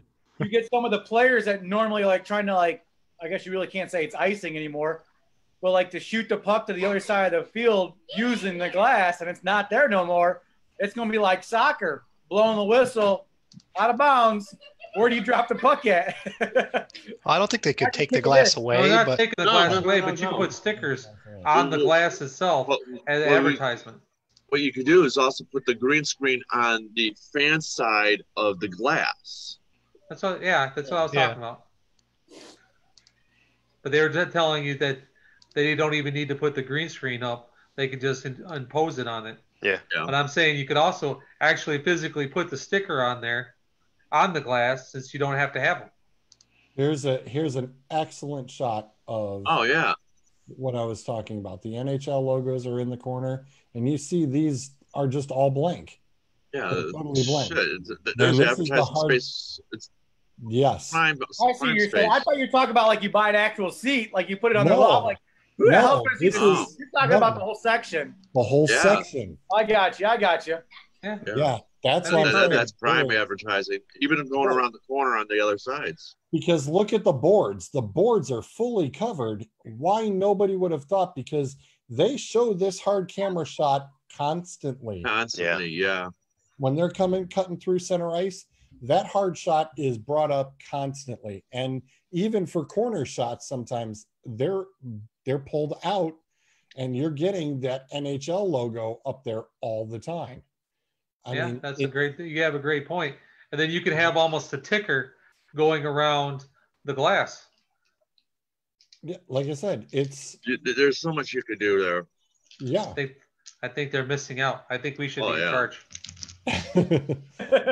I mean, you've got your logos in the ice already. You see your Budweiser, Geico, Enterprise, and Gatorade, and everybody else is, along the boards. Everybody else is on the boards. But those three big pieces right there, somebody should, you'd think somebody would have thought about it. Well, it could also be a thing. This is just a qualifying round. Nobody wanted to pay the money. You get to like round 3, you get to the semifinals, then suddenly you might see ads in places you never seen ads before. That's fine, but every owner, I tell you right now, almost every owner owns some other company. Yeah. They should be able to. It's their arena. You know what? You know who owns the Red Wings? All of the revenue through this is all being shared between all the teams. So it's an automatic. It doesn't matter whose it is. No, I'm saying is that person who owns that stadium should be able to put their, whatever other business that they own on their own seats. The only issue with that is they actually can't. So at the beginning of each season, like they sign contracts with the vendors. So like beer is a great example. Like the NHL or a specific stadium will sign a contract with, let's say, Miller, and that's the only beer they can sell in that stadium. Yeah, so advertising, beer, like sales, all that stuff. Like, so if my stadium was Miller specific, I couldn't at this point now go to Bud Light or Budweiser and say, hey, we got all this space, we want to advertise with you because Miller has exclusive rights. Give you an example. What I'm talking about is years and years when I was a young lad, the Detroit Tigers was owned, and the owner also owned Domino's. Guess what they sold at the Tiger Stadium? Domino's Pizza. You mean Little Caesars? You mean no? It was Domino's. He means Domino's. It was Domino's. He's talking Tom Monahan. Oh, yeah. Monahan. Oh, listen, man. I said when I was a young lad. I didn't say how. Okay. People were using stones and rocks and chiseling. They sold Domino's Pizza at the stadium. Everything you saw Domino's signs everywhere. The owner was Domino's. So let's say Little Caesars Arena. What should in those spots? What do you have on all the things? The big Domino's or Little Caesars logo. If he owns the place, he should be able to put his shit up there. Well, with Are they selling Domino's at Little Caesars Arena? No. I think not. But that kind of goes back to what I was trying to say was like, I don't disagree where like they could potentially put a big ass Little Caesars tarp up, but bringing in incremental advertising and going to like a Domino's or a Pizza Hut or something like that and saying, hey, like, do you want to buy this space? I think that could potentially be an issue that they're running into right now. And to Dave's point, like it's the time of the year, like they already have those advertisements paid for. Is the company going to want to pay even more to advertise during this time of the year? Be respectful. You already the team already have that person advertising. Why don't you do something special for these people who are sticking around by making it a big deal? And still, you're not using it anyways. So why not go the extra mile and get these people fully invested in your business? Well, what you can also do with the advertising is, with it being a green screen and you can superimpose whatever advertisement you want, is make it team specific. Like what would normally be played, let's say at the Colorado Avalanche, their stadium. When they play, that their advertisements are there. Yeah, the home team. Yeah. Good point. Islanders, same thing. Make it team specific. Yep. You're going to go that route. Exactly. Make it the home team's advertisement that goes up on the green screen. Well, the other thing though that they also could have done, which I thought that they had in place at one time, similar to baseball, when they had the rotating green pads behind the batters, even though the pitchers couldn't see it happening, the advertisers would rotate a different ad. Hockey could do the same thing with the home team. Hockey totally could do the same thing throughout all of these games. Yeah. With that. I mean, I was gonna say I've seen the rotating billboards in the boards, I believe, right by the benches. Yeah. This arena apparently does not have them. Yeah, it's unfortunate, but you'd think that eventually, like you said, maybe going into the latter rounds that somebody will think of, hey, I'll buy that space, next round. That's millions of dollars of revenue that the league can, I'm sure, use. Yeah, there's got to be Pepsi or Coke or somebody that's going to turn around and waste their money on it. Yeah, I mean, I know all the soccer leagues over in Europe. It took them about 2 weeks after coming back to figure that out. So I don't know if the NHL's smarter or stupider, but after 2 weeks, all the first sections in all the major soccer stadiums were all filled with big ass tarps of Coca-Cola and all the advertisements. So And maybe I'm sure. basketball will get their shit together and do the same thing instead of putting those stupid ass Oh, I'm sorry, flat Dan. screen. No, they'll just be baseball will just stay that stupid. I didn't Mary- say baseball. Mary I said- said, No, he said basketball. I said basketball. By the way, there was 2 injuries in the NBA Don't currently. play What? You're gonna Go ahead, Sud. Go ahead, Right, it Sud. said- We were rudely interrupted. Go ahead. Simmons went out with a knee injury tonight. He currently is in regular clothes. He's not walking with a cast or anything or a limp, he's got a limp, but he's not got a cast on or anything. But he is currently day to day. And Butler for Miami has missed this, I believe, is his second game in a row with a knee injury. So he won't be playing. I'm assuming Simmons won't be playing anytime soon.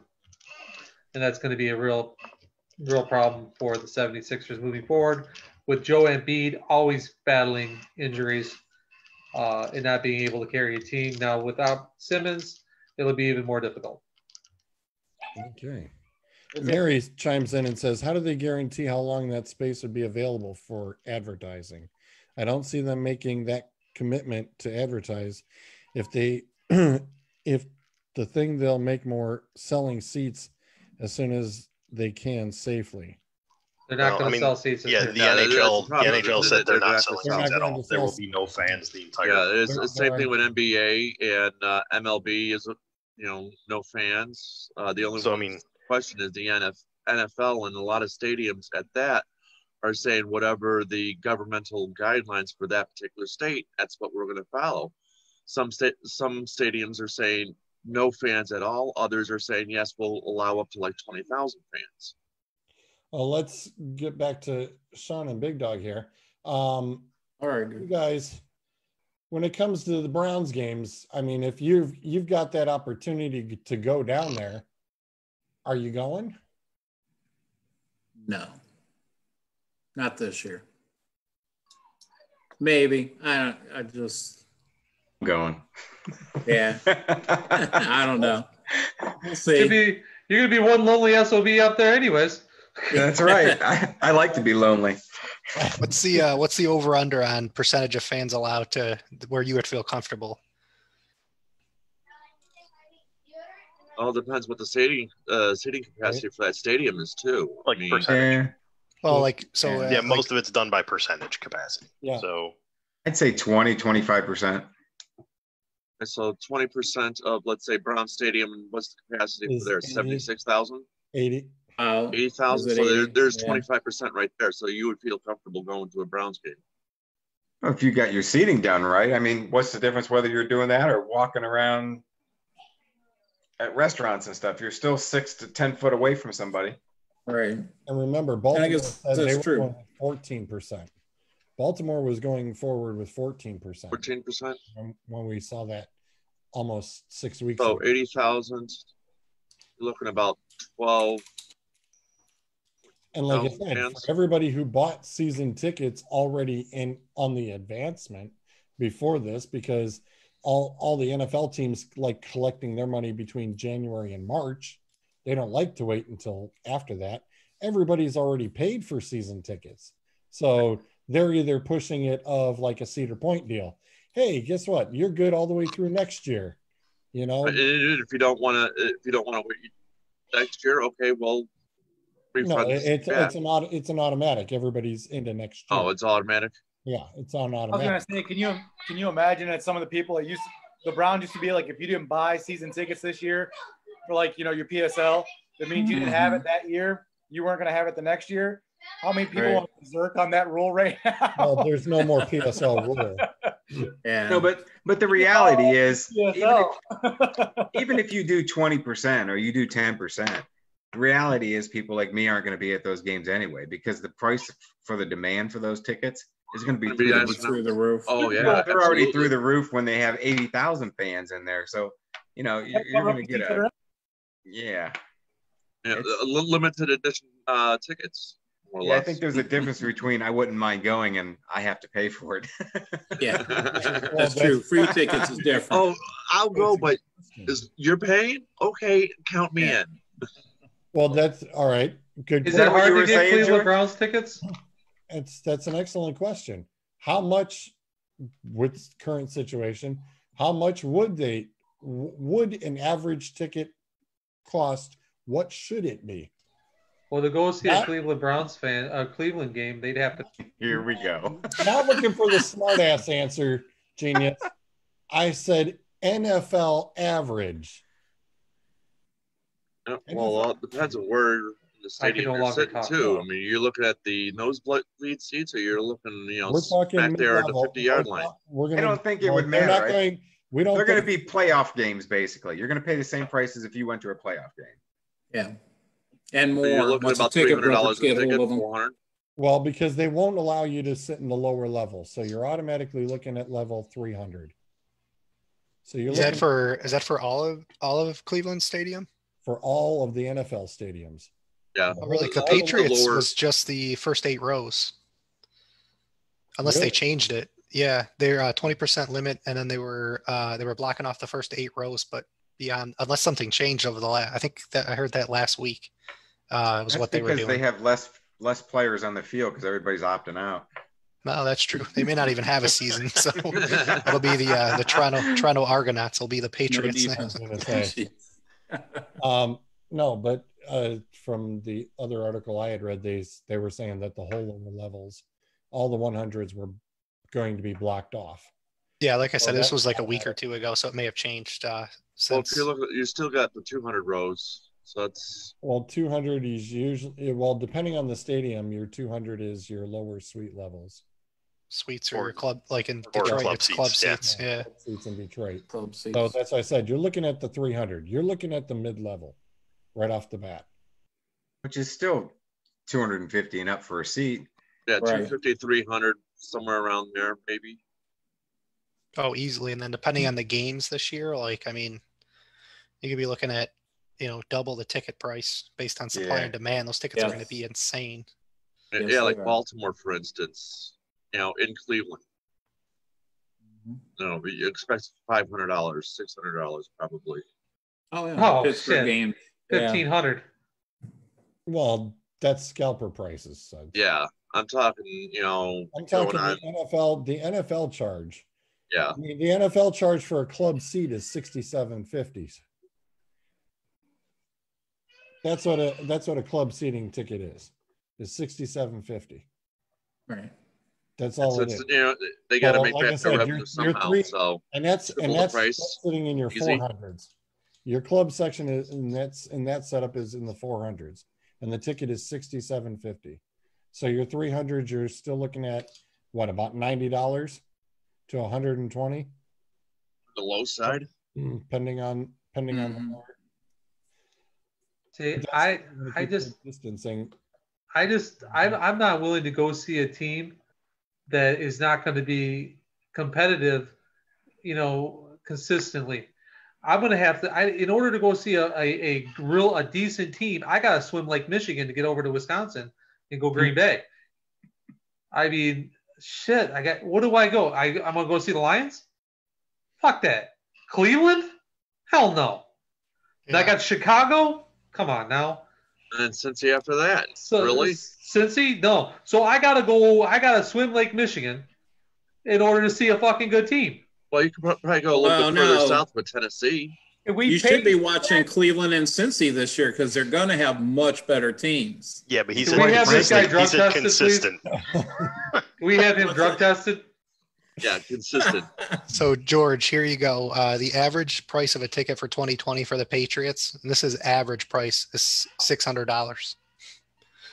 Oh wow. So I mean, obviously that's Patriots, probably going to be a little bit more, but I mean, if you think about it, then just probably maybe $100, $200 cheaper average price. Yeah, I for was an going to say NFL 4 to ticket. 5 then. You're probably I looking at love- $400. about. Jeff DeSantis has got it said it best. He can scalp Browns tickets for 2 camels and a bottle of water. Are these camels walking? No. I happen to know Jeff DeSantis. He's probably sleeping with Yeah. those camels. Yeah, you probably is. Sorry, Chance Jeff. of that. Oh, Lord. Oh, jeez. Oh, man. Don't buy anything from that guy. Yeah. Sounds dangerous. Oh, jeez. That's funny. That is funny. So 600 a pop. Andrew, how many games you going to? I was going to say, So what's interesting, I just pulled up the full NFL. The NFL average is 391. So Yeah. obviously a little bit less. What's interesting is the secondary market price for the Raiders tickets are $1,100. Aren't the Raiders going to play every game with no fans? I thought they weren't even going to have fans this year. That's what they said. Yeah, so I don't even know why that's on there. I thought that was Oh, funny. And then that secondary market is making a killing. Oh yeah, that's the highest one on there. I thought I was laughing when I pulled it up. I thought that was funny. But yeah, the average price is $391 for the They NFL. announced that they're not going to have any fans. That's in Vegas, even though the casinos are open. They're not going to do. Well, fans. I think they haven't.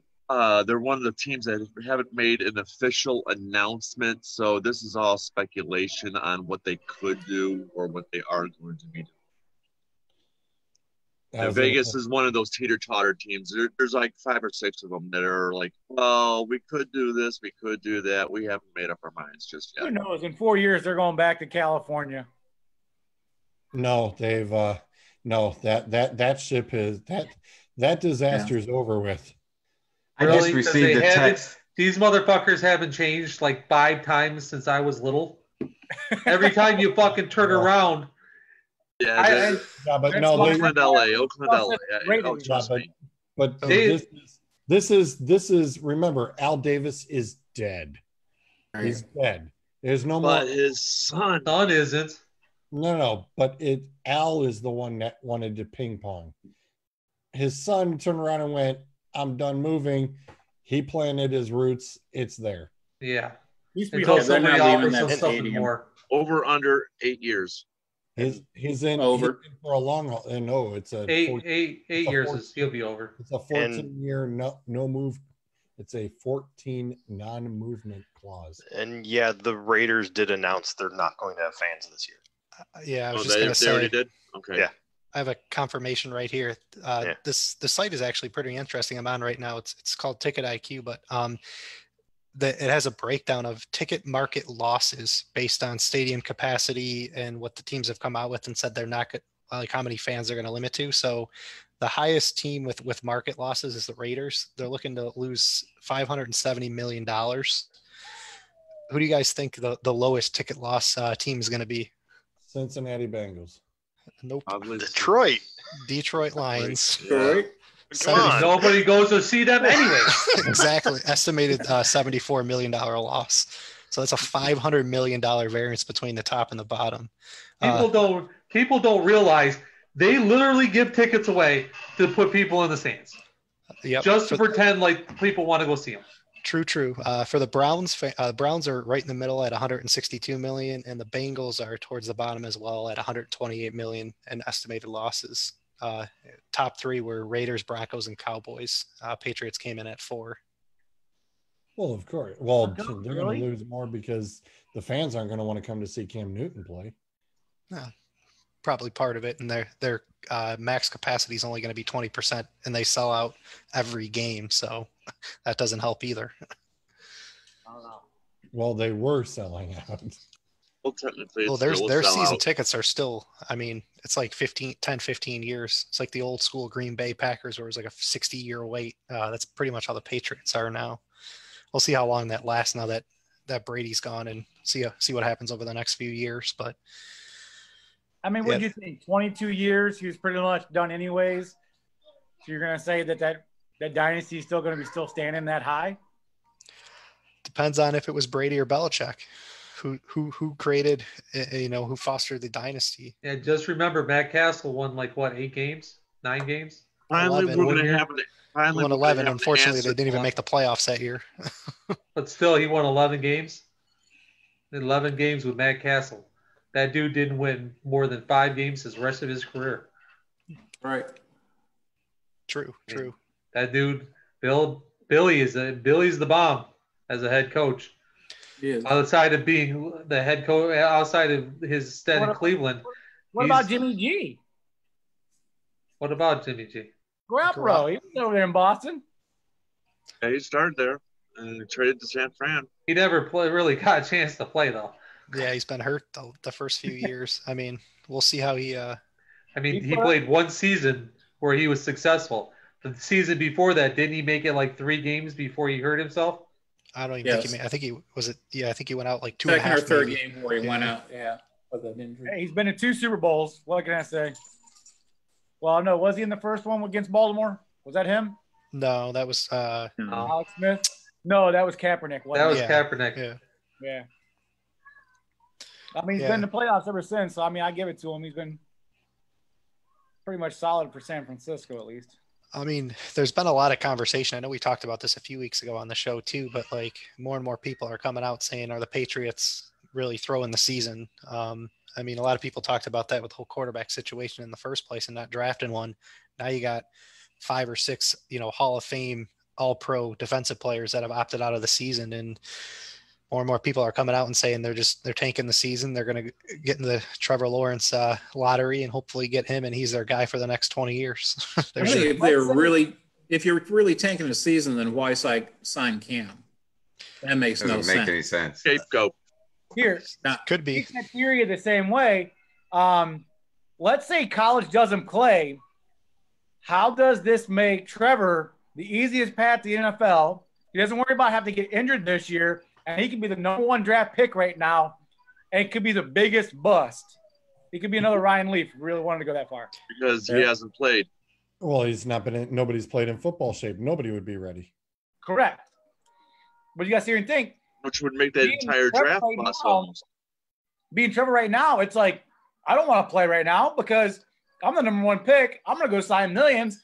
I don't even have to show myself. He's already done it.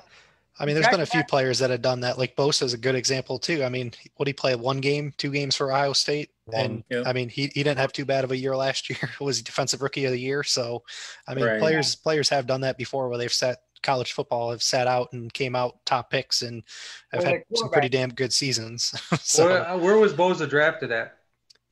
2 or 3, I think. He was number 2 or 3. Yeah, he's top 5 easy. 2, yeah. What was his rookie contract under? I mean, no, they're set though, right? Yeah, they don't really get to locked in place negotiate that. Automatically set. Yeah, as the old That's staff. what I'm saying. You put yourself in Trevor's shoes. How many big quarterbacks have we seen get injured the last 2 weeks and then never see a light of day in football ever again? Oh, I mean, I don't disagree with that. If Lawrence would have came out this year, or if he was eligible to come out this year, though, he would have went number 1. I mean, he would have. I'm pretty sure it's been a fight. I think he would have went above Burrows. So, I mean, it would have been close, but I still think Cincy takes him instead of Burrows. So, I think it'll definitely be interesting. But I mean, I think for him, like, I don't think it really matters whether he plays. I mean, the only thing that would have hurt him is if he gets injured. Like hurt his draft stock, I guess, and not playing a game. I mean, unless he's stupid and hurts himself, like doing something stupid. He just needs to spend the whole damn time, keep his mouth shut, work out, get ready for the draft or for the combine, and you're going number 1. Like, I mean, More than likely, yes. Can you imagine being that receiver where you're on the fine line? With this year was supposed to be your good season because that number 1 receiver is finally out of your way, and now you can't improve yourself. Yeah. I mean, I don't see any other college football player without the season actually being played. I mean, I don't know if you guys can think of anybody, but without the season being played, I don't see any other college football player passing him. If there's if nobody plays. Not right now. Out the mind, yeah. Your background noise is just crazy, Mike. I know. This is why I sit in the basement. Right. Okay, let's move on to the NFL joke of the week, or should say the past week and a half. I shot you guys up this wonderful list of the NFL players voting on their NFL top 100 that we just happened to sit there and go, really? Yeah, it's a somebody was paying somebody to turn around and get votes. I think there was a lot of PayPal money going back and forth, some cash. Something. There had to have been. There's hookers and blow, there's, a lot of different things had to have been shuffled around for some of these guys to get where they got to. I'm guessing St. Louis got involved. Room service wasn't that good. Huh? Yeah. Again, anyways. These are funny to me. No sense. Yeah, no kidding. How on God's earth, yes, you're going to pull off one hell of a contract, and all of a sudden you're sitting at number 4. The other players don't vote you as the number 1 quarterback after you came back from multiple touchdown deficits to turn around and win not only each of the playoff games, but to turn around and do it in the Super Bowl. You don't get voted number 1. And he got the MVP. Yeah, I saw that thing that they did on, why they voted Patrick Mahomes number 4. Those same arguments could be used for why he should be number 1. Yeah. I'm looking at that going, are you kidding me? Yeah, it doesn't make any sense. Lamar Jackson got knocked out in the first round at home against the Titans. And you put him above Mahomes. Above Wilson, even, who did better. Only thing I can think of is Lamar had the flashy season, over 1,200 yards rushing. It was pretty. It was flashy. Yeah. Pretty throwing touchdowns. He had a great season. Let's just say you stick with Lamar at number 1. What the hell is Russell Wilson, Aaron Donald sitting in front of it? They're sitting in front of Mahomes. And I agree. You could sit there and say Jackson, fine. You could have 1 or 2 or 1, it doesn't matter. But to have it in number 4, that is ridiculous. Yeah, there's do the no 1, way 2, this and then is put number 4. And put Sam 3 and Russell 4. And the other argument is how do you have Christian McCaffrey? You have Christian McCaffrey sitting 6, even behind Michael Thomas. I was literally just going to say that. Yeah. For me, he's the number 1 guy on that board. I get quarterbacks the most important position, but when you look at the most talented player and the person who was most valuable to his team, it's Christian McCaffrey. Yeah, and who had, if you're going to say the flat, and Big Dog was saying, the season, 1,000 receiving, 1,000 rushing, I'm sorry. Yeah. Mm-hmm. He's the most valuable player. I'm sorry, I hate Aaron Donald. I think he is so overrated. I agree with that. I think he's a great defensive player, but he's a lineman. He takes plays off. I don't know. I think he's way too high on that list. Honestly, I'd put Gilmore above him from a defensive perspective, and Gilmore would be my number 1 defensive player on that list. Donald, I don't think would be too far behind, but having him number 3 to me is insane. Well, and the first thing they really should do with this list is divide it into offense and defense. How you can equate a defensive end. Yeah. The one that really kills me, if you go down to 29, you got Quentin Nelson, a guard. You got him above Michael Evans, Saquon Barkley, Aaron Jones, Nick Chubb. It doesn't make sense. I get it. He's a great guard. They have a good offensive line out there. It just. Does Myles Garrett hit 80? That's what I want to know. Yeah, and then Garrett's at 80. Odell Beckham, 59. Hello. Yeah. He's higher than he should be. Much higher. If you're talking about higher than he should be. Why is J.J. Watt in the top? At least last year. He completed a full season. Yeah, he's another one that I think is just so overrated. Aaron Donald and J.J. Watt, those two guys, when they play, they're lights out. But, can't stay healthy. Watt, to your point. All 16 games. Yep. Everybody's looking over off of number 9. Stephen Gilmore at number 9. He is over Derrick Henry, Julio Jones, and Drew Brees. Mm-hmm. But I agree with that statement, and I agree with that ranking. Stephon Gilmore is, to me, the best defensive player in the league. He is probably one of the best cornerbacks since Deion Sanders. Like, you can't throw to him or against him. He literally goes one-on-one with every top receiver in the league and shuts him down completely. He is the heart and soul of the Patriots defense, which year in, year out is the number one defense in the league. So, I mean, they play nobody for the first 7 games. Doesn't matter. He still shuts everybody down they play. Yeah. They're still NFL caliber teams. Yeah, you could be the best against my son's team too. I'm sure he could. I mean, because he didn't play anybody for the first 7 fucking games. When they did play people, they got their ass beat, including in the playoffs. They didn't get thrown against though. They got run over. Right. That's completely different. Yep. Who ran them over? Who ran them over? The whole Tennessee offense, mostly their quarterback. You mean Derrick Henry? Not in that Derrick game. Henry, who's actually below him? Actually, not in that game. He didn't. Hugging the horn.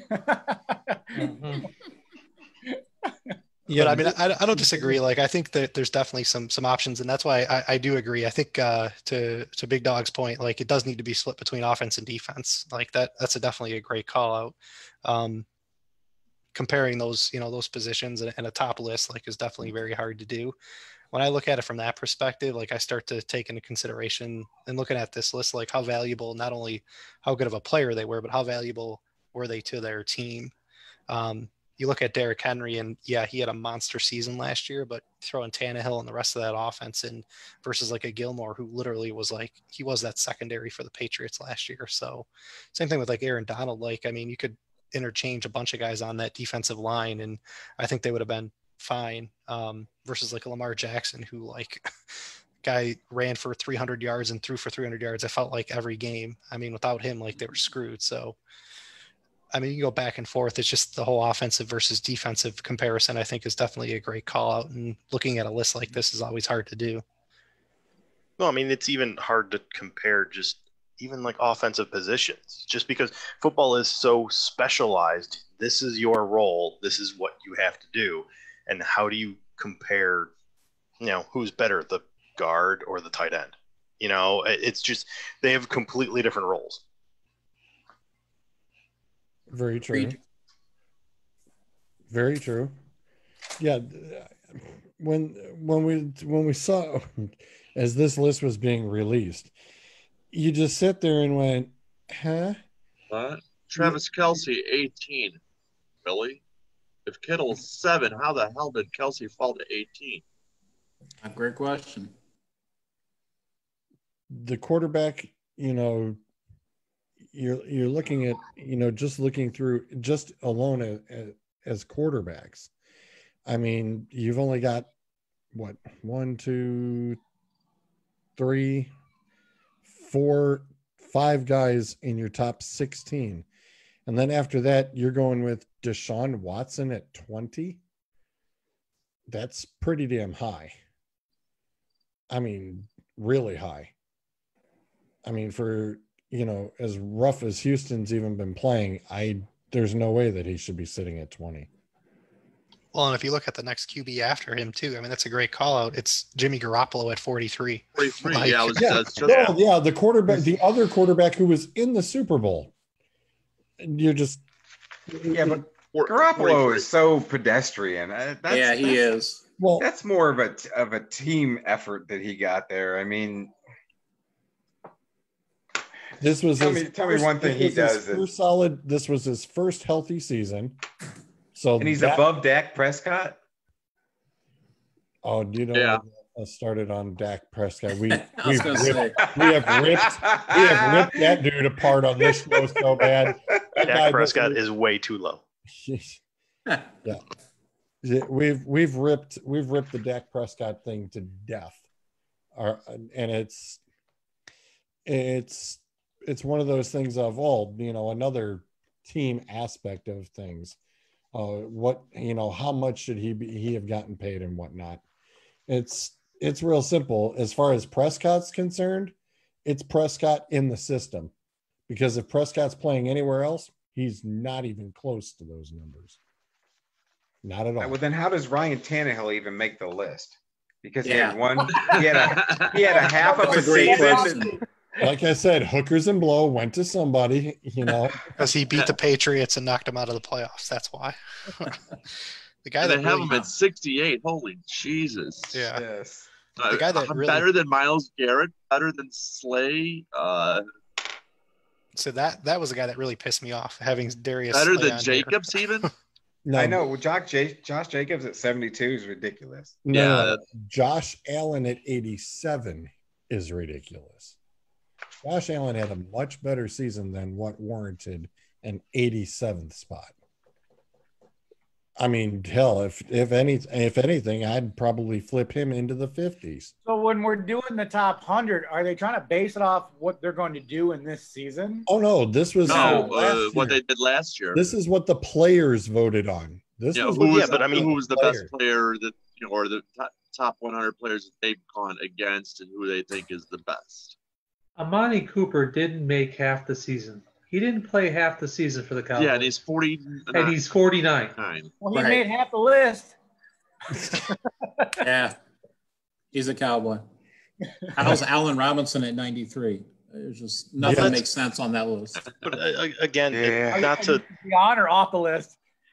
Not to belabor, but in saying who's the number one player in the league or the best player in the league, you can approach that in different ways. Are you talking purely talent, or are you talking what they did, or taking everything into consideration? This is for what they did last year.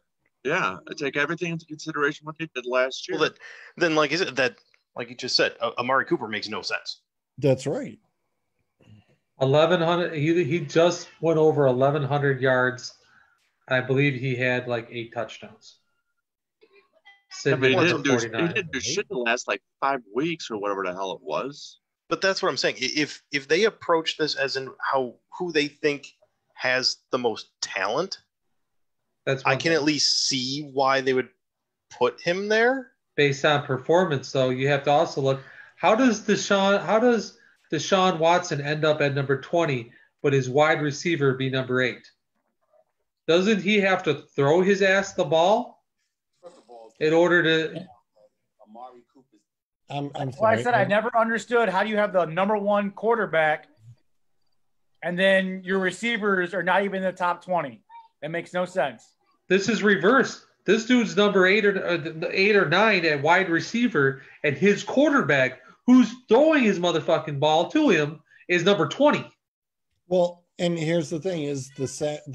Well, there's one person. Hopkins has almost the same stats Cooper does. Hopkins only had 104 receptions for 1165 and 7 touchdowns. It's almost the same stats as Cooper.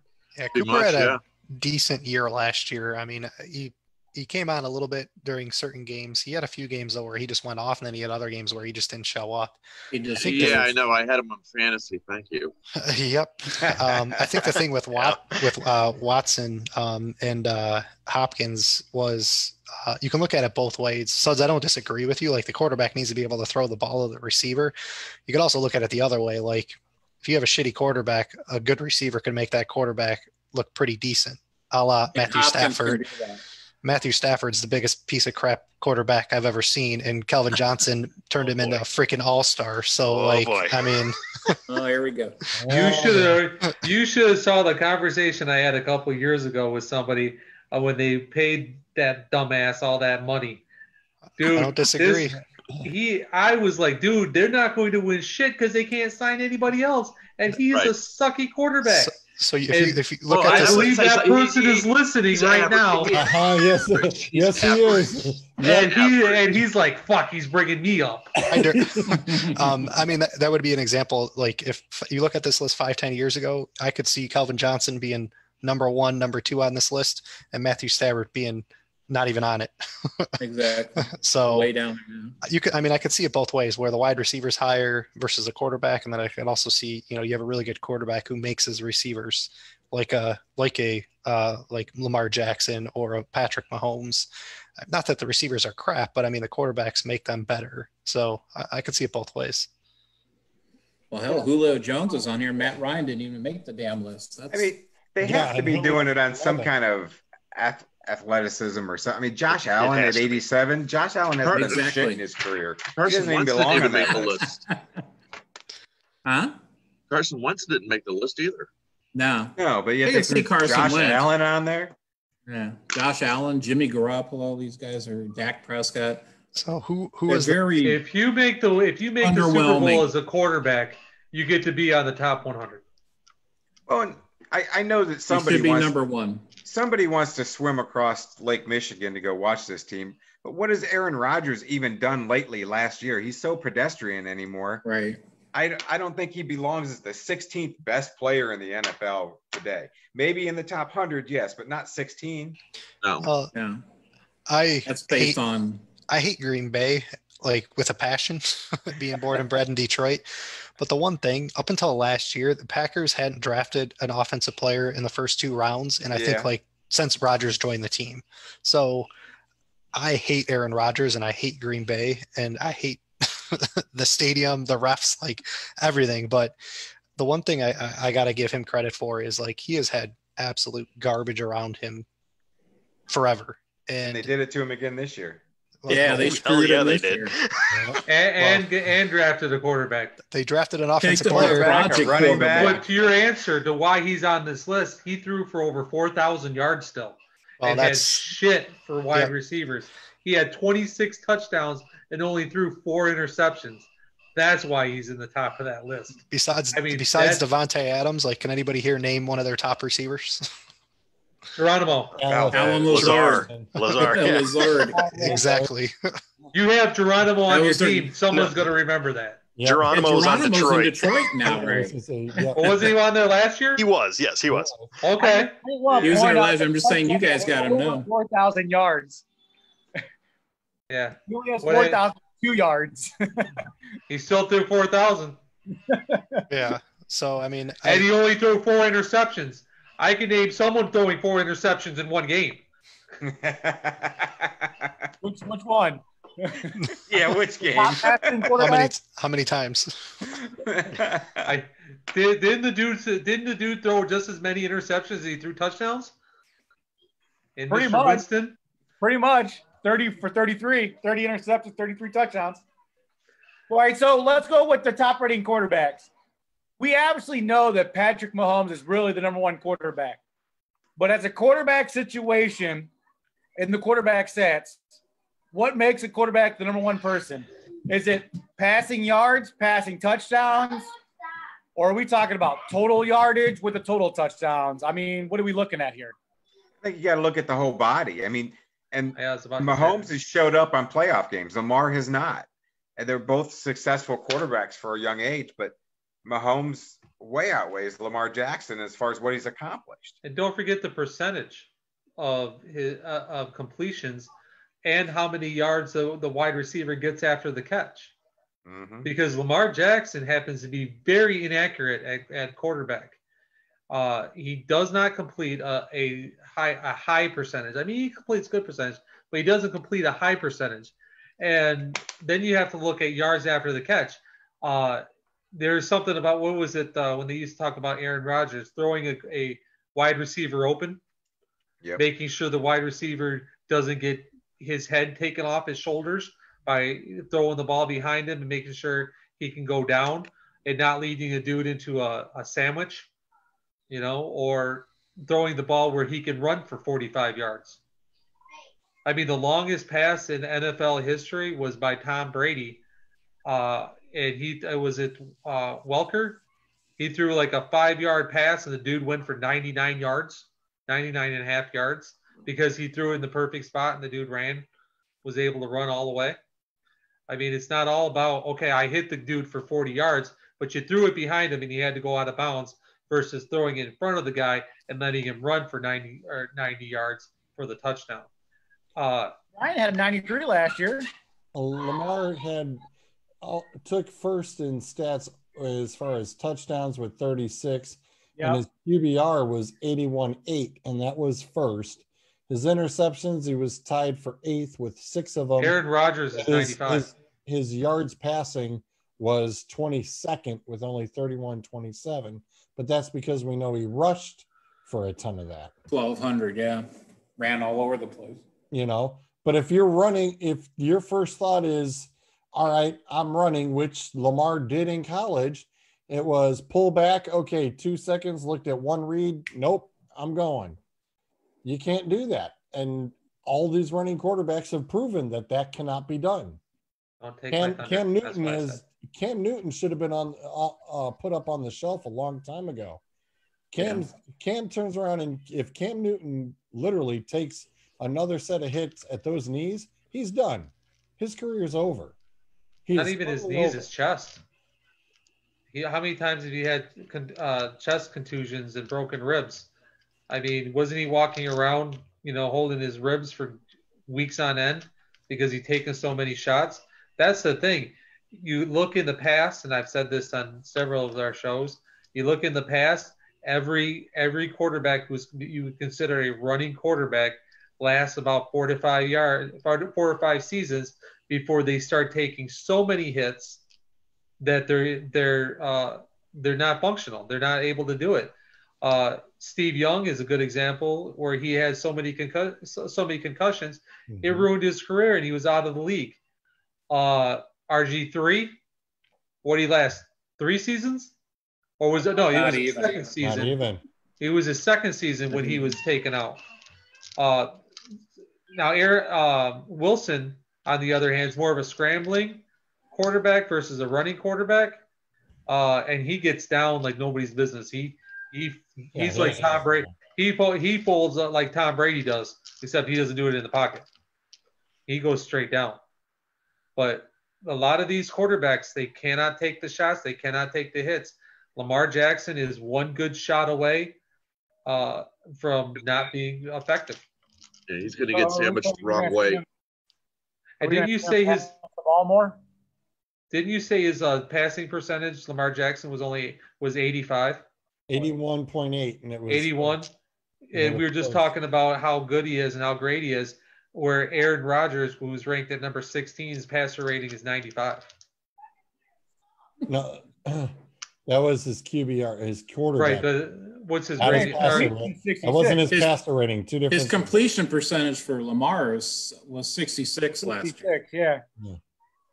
Mahomes was 65. So I was looking at that stuff earlier. So completion percentage wise, they're pretty close to the same guy. But yeah, I think the problem with Lamar Jackson, like he's going to be one of those regular season quarterbacks. Once the playoffs start, teams hunker down. Their defenses become much more complex, and you're playing tougher defenses. Oh, that's true too. And those, I mean, how many actual, not Steve Young, how many actual actual running quarterbacks have ever won the Super Bowl? John Elway. Right. John Elway wasn't a running quarterback. He was too. Look at his stats. Back then. Not in the mode that it is today. Not like Lamar Jackson or Cam Newton or Mike Vick. Like not even close. Like and so old horse teeth was just lucky. So and he could throw the ball like a cannon too, but that's a whole different story. But I mean, I think. But he was a scrambling running quarterback though. I think the defenses are a little different today too. But I don't know. I think I actually agree with you. Like Mahomes. He's not a running quarterback. He's a scrambler when he needs to, but he definitely has a great arm. He can hit his players. He can hit his receivers. He throws them open. So I think longevity wise, like he's far out going to last and be much more productive, especially in the postseason. I think the original question was like, what makes a great quarterback, or, what makes the top quarterback? And Sean, I think you had mentioned this. It's everything. It's the intangibles, I think, to me, though, are what the biggest things. And Mahomes proven that he's a leader. Like he is that leader that, in the playoffs, and he's proven it. Like the never say die guy. Yep. And can you win the big game? Every game they were down double digits in the playoffs and they came back and won. That to me is the mark of like, that's who I'd want as a quarterback on my team. Right. Yeah. I just like how Matt Ryan has 408 completions. He has more completions than Lamar has thrown. I'm just Yeah, but he threw like 950 balls. I mean, when you got receivers like him and you're throwing 600 times a game, yeah, you should. Yeah. You should be throwing 600 times a season with the receivers he's got. I mean, now he's got Gurley behind him, so I'm pretty sure we're going to see that number drop. I don't know. We may not. Why? I was going to say, why do you think that? Gurley only plays about a half a game. Well, he only needs half the season. Well, No, he plays not half a season, half a game. they only did that last year. They did that last year, though, on purpose. That was the coaching staff. He does that all staff. the time, though. He blows out one good season, and the next season he sucks, and then he comes right back up on top, and then back again.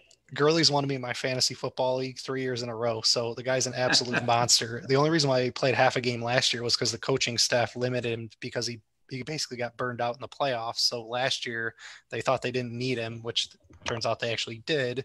So they basically told him at the beginning of the year. Desperately. Yeah, and basically they told him at the beginning of the year, you're playing a certain amount of snaps, and that's it. After you've passed that, it doesn't matter if we're losing, you're not playing.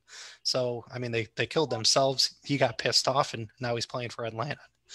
And that goes for another thing I've talked about in the past: overpaying quarterbacks. Every time you do that, you end up killing yourself. Matthew Stafford. And, Yeah. yes, that's a good example. You can go and talk about the Rams quarterback. They overpaid him. Yeah. They overpaid him. It's horrible. They lost half their team. You lost half your team because you went Gurley, Goff, and Donald, and you couldn't sign anybody else. Look what happened to Seattle when they paid Russell. Yep. They had to let everybody else go. Okay, I have a question for you, new gentlemen. They named the last starting quarterback who won a Super Bowl or played in a Super Bowl outside of Tom Brady, who was on a max contract or near a max contract.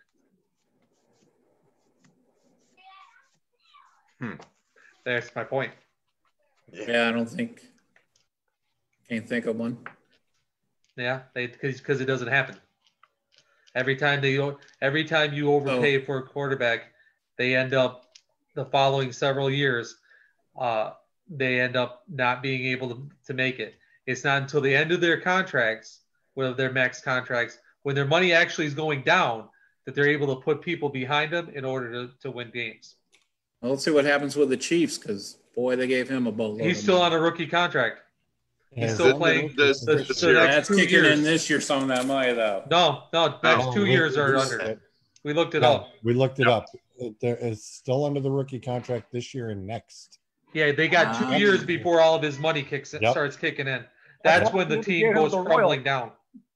That's why we said they've got at least another 2 years, but that's of course when Kelsey and Hill's contracts are up. Yeah, it doesn't matter at that point. They've already won 2 more Super Bowls. We'll see how creative they get at that point too. Plus, we also have to see where the salary cap is. Yeah, each year it goes up. That's based on revenue. Guess what's not happening this year? We already said this Revenue. year probably wouldn't have revenue. It's gonna go boom, crash, bang. And remember when we happened to mention that Tampa Bay, okay, you got Gronkowski, you've got Brady, and it's like, yeah, good luck with the running game. And how interesting that Shady McCoy happens to go sign with the. Oh yeah. That dude's been washed up for 5 years. It doesn't matter. They just he's actually a catcher too. That's the worst part. When you got a decent receiving core like they do, and now you introduce Gronk, but the best quarterback, it doesn't matter. They could have. He can sit there, and it's always the Joe Schmo off the street back there, and he'll still get you 90 yards a game.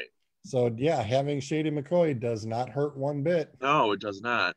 It didn't help. It didn't. All he has to do is average like 80 yards a game, one touchdown, maybe.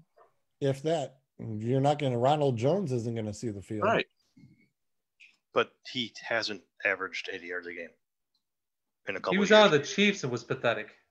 I was going to say he only got 465 yards last year. Yeah, 500 yards the year before that. But look who was also in front of him too. Yeah, he had a couple guys in front of him last year. So. Yeah, he had both the Williams guys in front of him.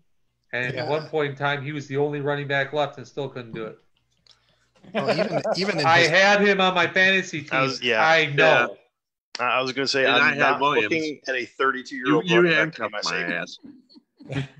Even in Yeah, his no, prime, he was really only known. I mean, his biggest thing was his pass catching and receiving. Like that was really kind of what differentiated him. I think the number one season he had, like his rushing yards were good, but they weren't great. It was more his receiving ability and which fits in perfect with Brady's system because that takes the role of White that he had up for in sure, New England. 100%. Yeah. Again, though, his receiving yards have also tanked. So 238 and 181. I don't think he's going to get a lot of playing time at all. No. Like, So, well, that's the thing. The I'm thing just is, his saying in general. competition is Ronald Jones and who else? Yeah. I The can't rookie, think they of it. drafted even if- Keyshawn Vaughn. Right. Even at 50%, I'll still take a 50% Shady McCoy. Yeah, I Over mean, the next guy in line. True. I mean, Yeah, let's be honest. 50% was 5 years ago, though. And right now they're listing Shady McCoy as the second running back.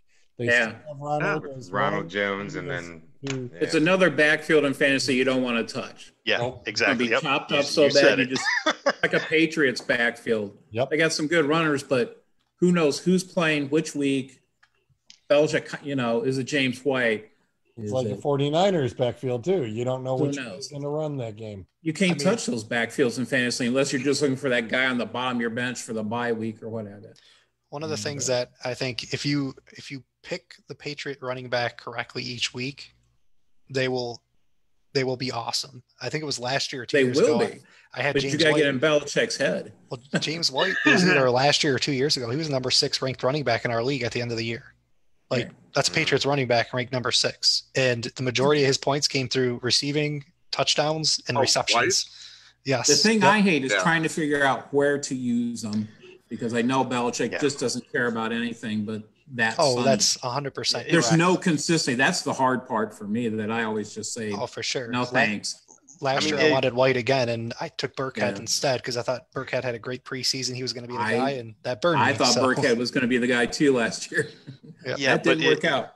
If you're there picking the New England Patriots running back perfectly week after week after week, you shouldn't be playing fantasy. You should be visiting your sports book. I agree with that. Now you tell me this?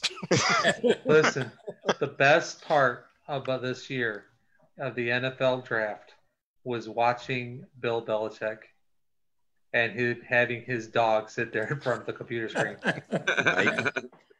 Walking in and giving his dog a treat, then walking out the fucking room. He basically said, I'm so damn good, my dog will take over for me. No, what he told the NFL was, you can go fuck yourself. Try to put me on camera and try to make me a show. Great, though. You can go bite me. I'm going to stick my dog on the camera. Now what are you going to do? Oh, and he planned it perfectly. It was literally as soon as they announced the pick, they went to the camp. He was there the whole every other second. They showed him periodically, but at the second they announced the pick, he was gone. Yep, and the dog was there. Yeah, he's probably the most slick dude ever. No, you don't think this dude has a sense of humor? He just made. He's got a twisted sense of humor. He's great. He made thousands of hundreds, maybe just not thousands, hundreds of NFL employees look like complete fucking morons. 2 thumbs up, good job.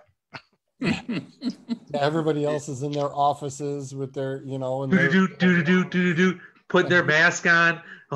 Look cool, like this. He's got the fucking dog. Here, have a treat.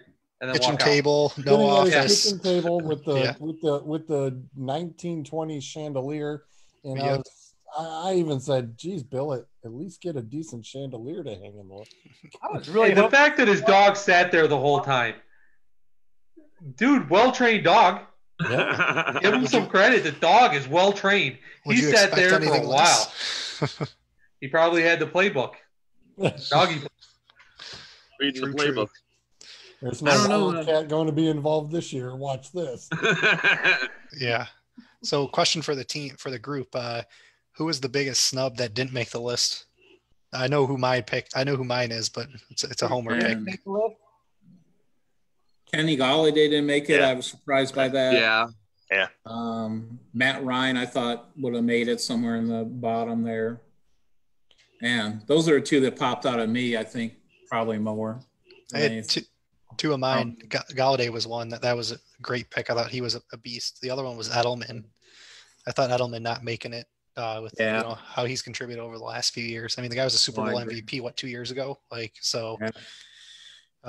are, I think, two of the big ones. One that's on here that I keep bumping on. I like Andrew. I mean, born and raised here in Detroit, so I absolutely hate Green Bay. For some reason, I'm taking personal offense at Devontae Adams at 57. Yeah, he should be a lot higher. Yeah. Oh, yeah, a lot higher. The way he beats your ass every year. That could be it. It could be that I had him in fantasy last year. It could be a combination of both. I think the biggest.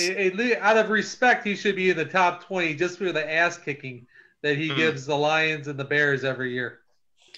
And for me, my gripe one would be DeForest Buckner and why he was sitting at 56. I thought he should have been up a lot higher. I mean, you're anchoring the 49ers defense last year, and you're calling the shots there, and you're on it one end. You got Bosa there. I mean, I'm like, damn, dude is pretty damn low. That was the only one that really kind of took me off. But Matt Ryan was the other one that I thought got snubbed off of this too. Yeah, that was the other one definitely. On the flip side of your from your comment, George, the one that really pissed me off was how the hell is Delvin Cook ranked 21 ahead of 4 or 5 running backs on that list? Saquon. Yeah, so many he's ranked ahead he shouldn't be. I mean, Elliott, I get Saquon just because, I mean, he's pretty much only had 1 year. I mean, he's been injured, unfortunately, a lot too. But I mean, Aaron Jones had a monster year, Ezekiel Elliott, Nick Chubb, Nick Chubb. Oh yeah. Okay, so maybe I'm missing him. Could somebody find me Diggs? 54. He's on there. 54. 54. Yeah. 54. Okay. He's above Devontae Adams. All right. I figured that one out. All right, so we're going with the number one guy on this list right now, Lamar Jackson. We beat that horse to death. Hold on. I know. Hold your horse. Hold it. Stop beating it for a second. Who's his number one receiver? Marquez Brown. Marquez Brown. Where is he on the list? It's not. He's not, and he shouldn't be. Okay, who's his second best receiver? It was his tight end Hurst. Actually, his first best receiver is Andrews. Mark Andrews. Yeah, that's true. Mark Andrews is actually the number 3 tight end last year, and he's actually not on this list. Right. That's right. So Andrews should be on this list. He definitely should be ahead of some of these guys, Yeah, definitely should be ahead of some of these guys. And that's what I was sitting here thinking to myself. I'm like, wait a minute. How do you make Lamar Jackson the number one guy, but then you don't even stick the 2 offensive weapons he's got? Because he's not just he's not a passing quarterback. He's a running quarterback. Yeah. If you went by just his passing, then Lamar Jackson's not in the top 10 based upon his passing. Couldn't make the list. He's on that list at where he's at because of his rushing and his passing. It's more of his rushing than anything than his passing. That's why you don't put his. Andrews literally had a third of his receiving and a third of his touchdowns. I don't disagree. I think Andrews was probably a big snub not just from a tight end perspective, just in general, he was a beast. But Suds, I do agree with you. And that's the justification of why Jackson is number one. He was that offense. You take him away and well, when you have his total yards and total touchdowns, he's right up there with a Tom Brady, 4,000, 4,600 yards, 38, 45 touchdowns, that range. But you throw in his rushing yards and he just blows everyone out of the water. Exactly. And that's what they based it on too, is the total yardage. He still sent a lot of booze to some people. They didn't base it on that. Oh yeah, I totally agree, but I could also see the justification. Like I said, this was all players voted, so there was a lot of something going on. A lot of the players play fantasy football, and they shouldn't. That's why he's that too. Yeah, absolutely. And let's not forget that if you make a vote and it comes out who you voted for, and you're becoming a free agent soon, do you really want to bite the hand that might be feeding you? I mean, which two teams are you going to if you're a free agent and you're chasing a ring? You're going to the Kansas City and Baltimore. Kansas City, Baltimore, and San Francisco. You're going to those three spots. Yeah. And right now, running back, wide receiver, tight end, and Kansas City's all taken. Can you say the same thing with the Ravens? Tight ends taken, but not necessarily the wide receivers. Not wide Stamp. receivers. The wide receivers. The wide receivers is wide receivers wide open. Running back is sort of wide open. The only one that's guaranteed really is tight end. And that's a maybe. No, I don't think Mark Andrews is not a maybe. Mark Andrews is not a maybe. No. Until the Browns are both catching for Lamar Jackson, as in Antonio Brown. Yeah. Antonio in Hollywood. In San Francisco, same thing. They're, an okay wide receiving core, but it's still wide open. Okay running back core, but it's still wide open. But your tight end, Kittle, is rock solid, yeah. So Antonio Brown will not be playing this year. No, he will not. Not with an 8-game suspension. Not the I was first say game. he's got an 8 game. Yeah, he's got an 8 even game. Even if you talk it down, you're still looking 5 or 6. And no team's going to take that risk.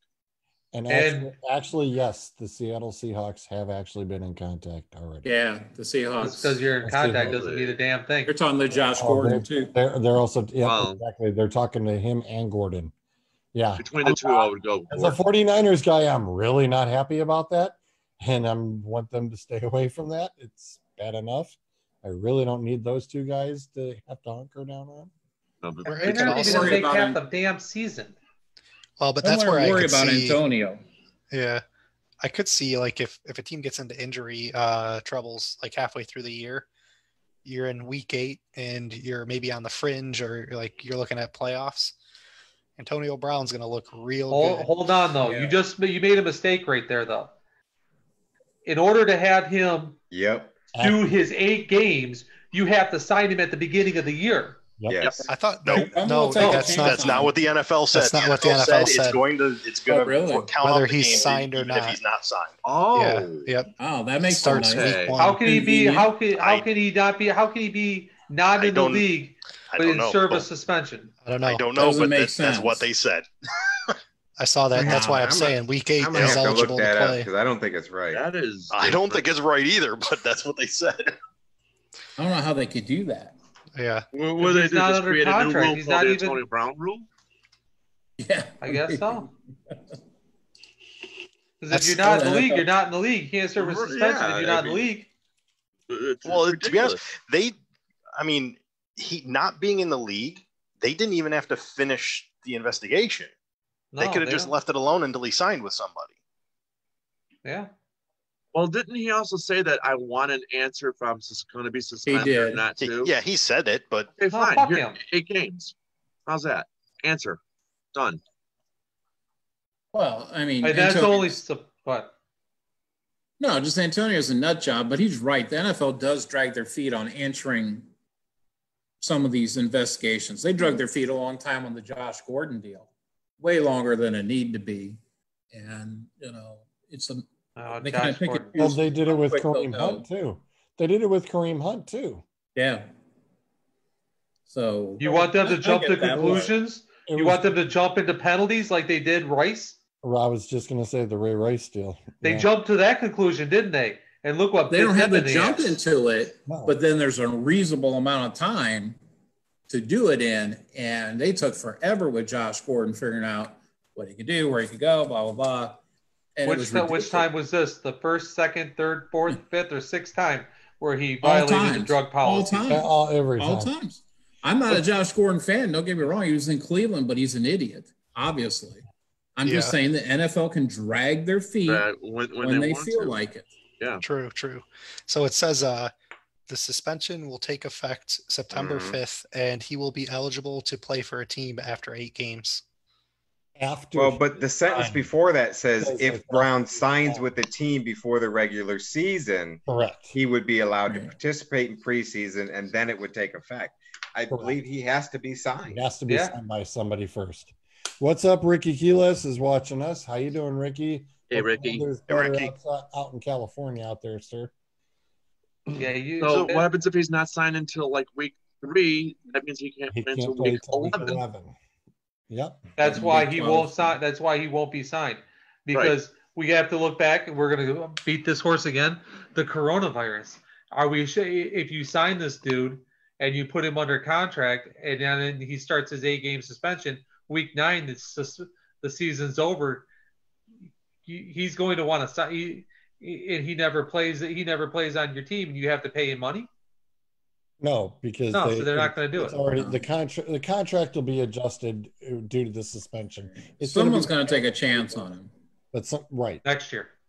No, this year. I think they're going to take a chance this year. It's going to be this. They're going to want that lottery ticket in their back pocket for week 9 or 10 and see where they're at. They'll take that chance. Yep, Pete Carroll is definitely a gambler too.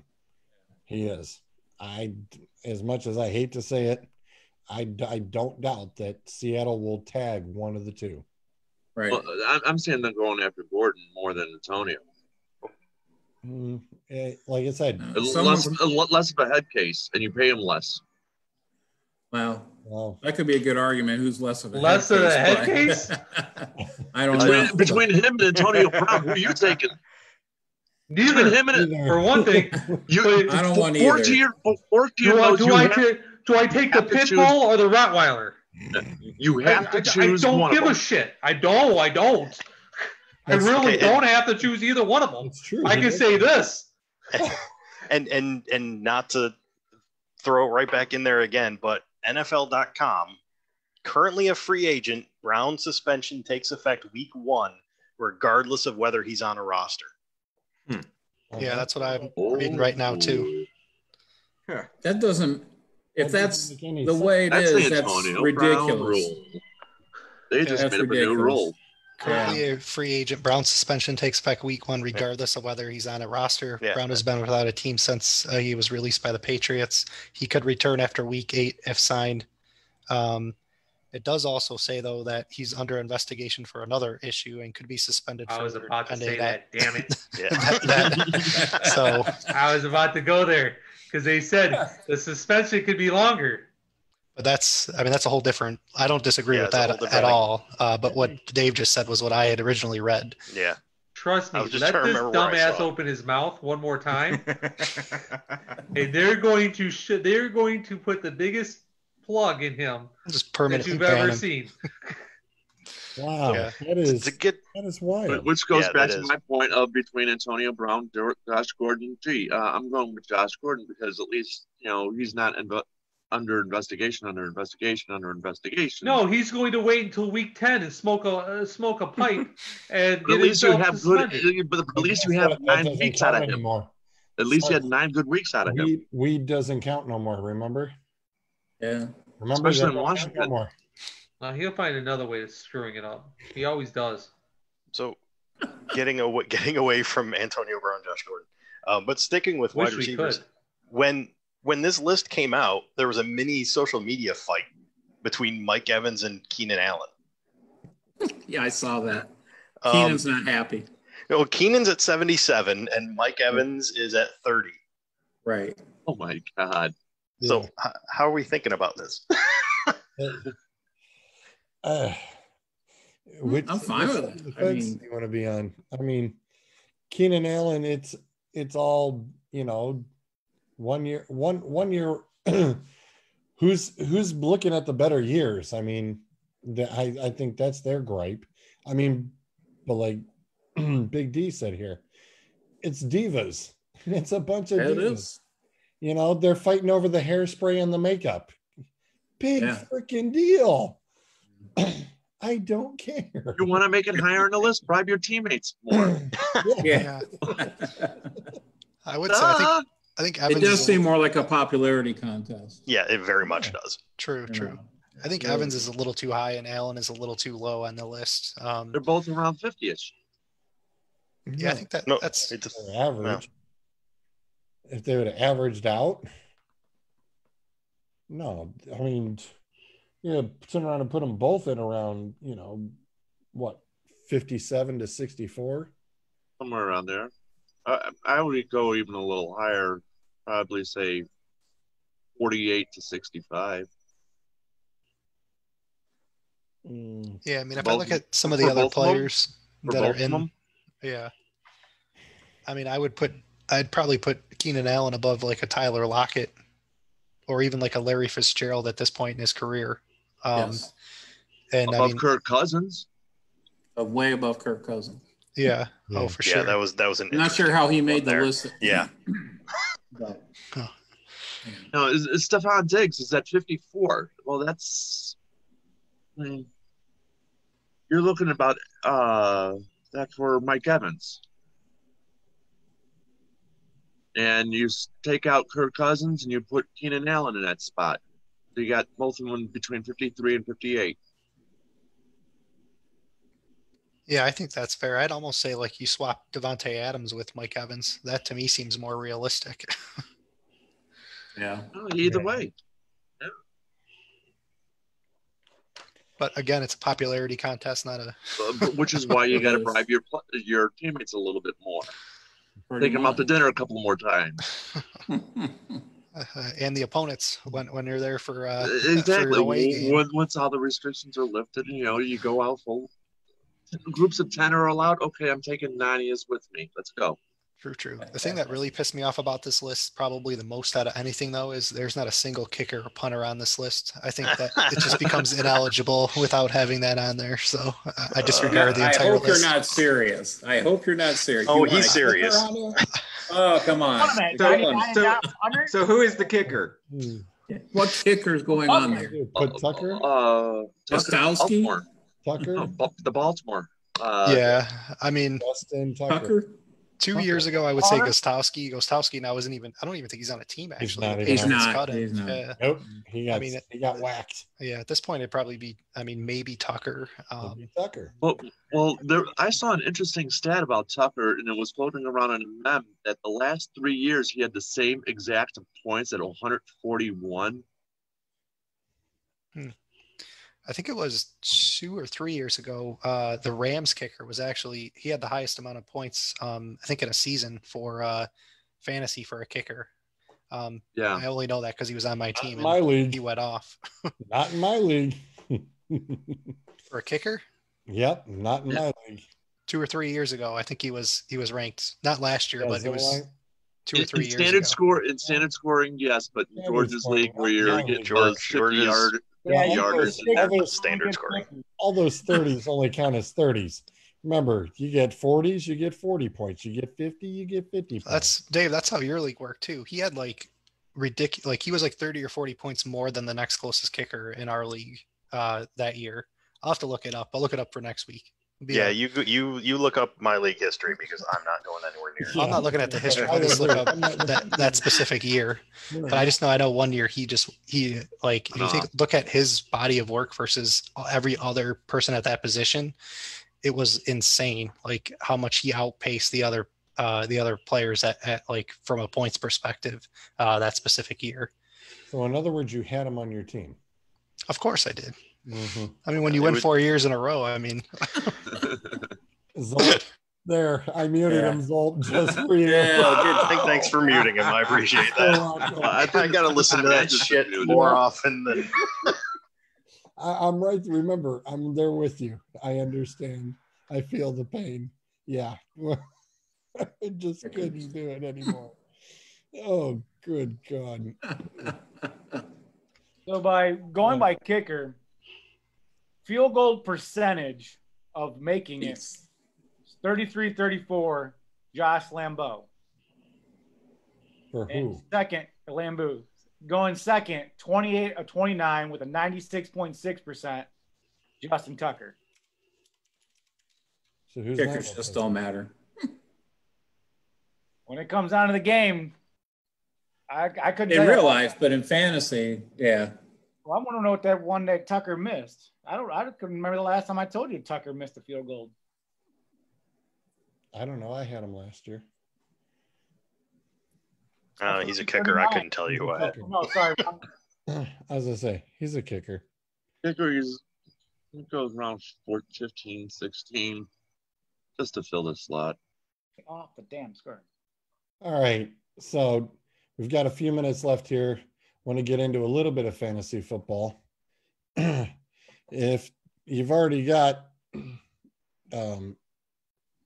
our guests here, in my league that we played, it's 1 point per yard. So quarterbacks and running backs are primarily a hot commodity early. If you were stuck with the 5th pick overall at pick 5 with basically McCaffrey, Barkley, Elliott off the board along with Mahomes and Jackson, I'm sorry, you'd be at 6. Number Maybe 6. number six. Yeah, it's 6. With the top 5 off the board, who are you taking at 6? Big D, we'll start with you. Who would you take at 6? Probably Michael Thomas. Zolt? I'm sticking with my strategy of positional scarcity. It's going to be a running back. It's going to be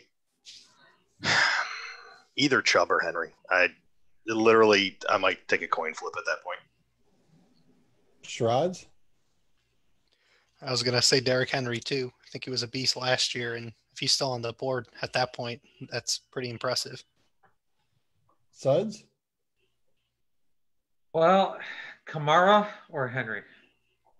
Okay. Akers?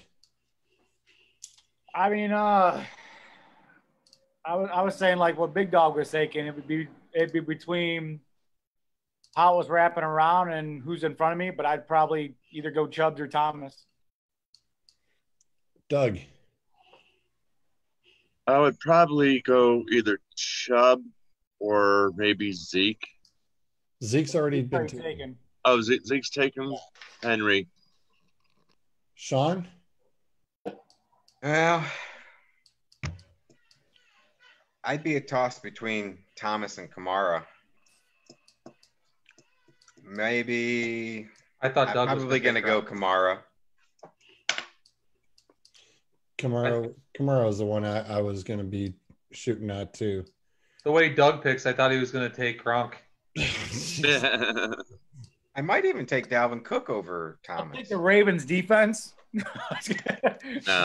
I'm not that bad sometimes. Yes. I've had a guy do that in the 3rd round. We were doing a work league, and he goes, I'm going to take the Ravens defense. We thought he was joking.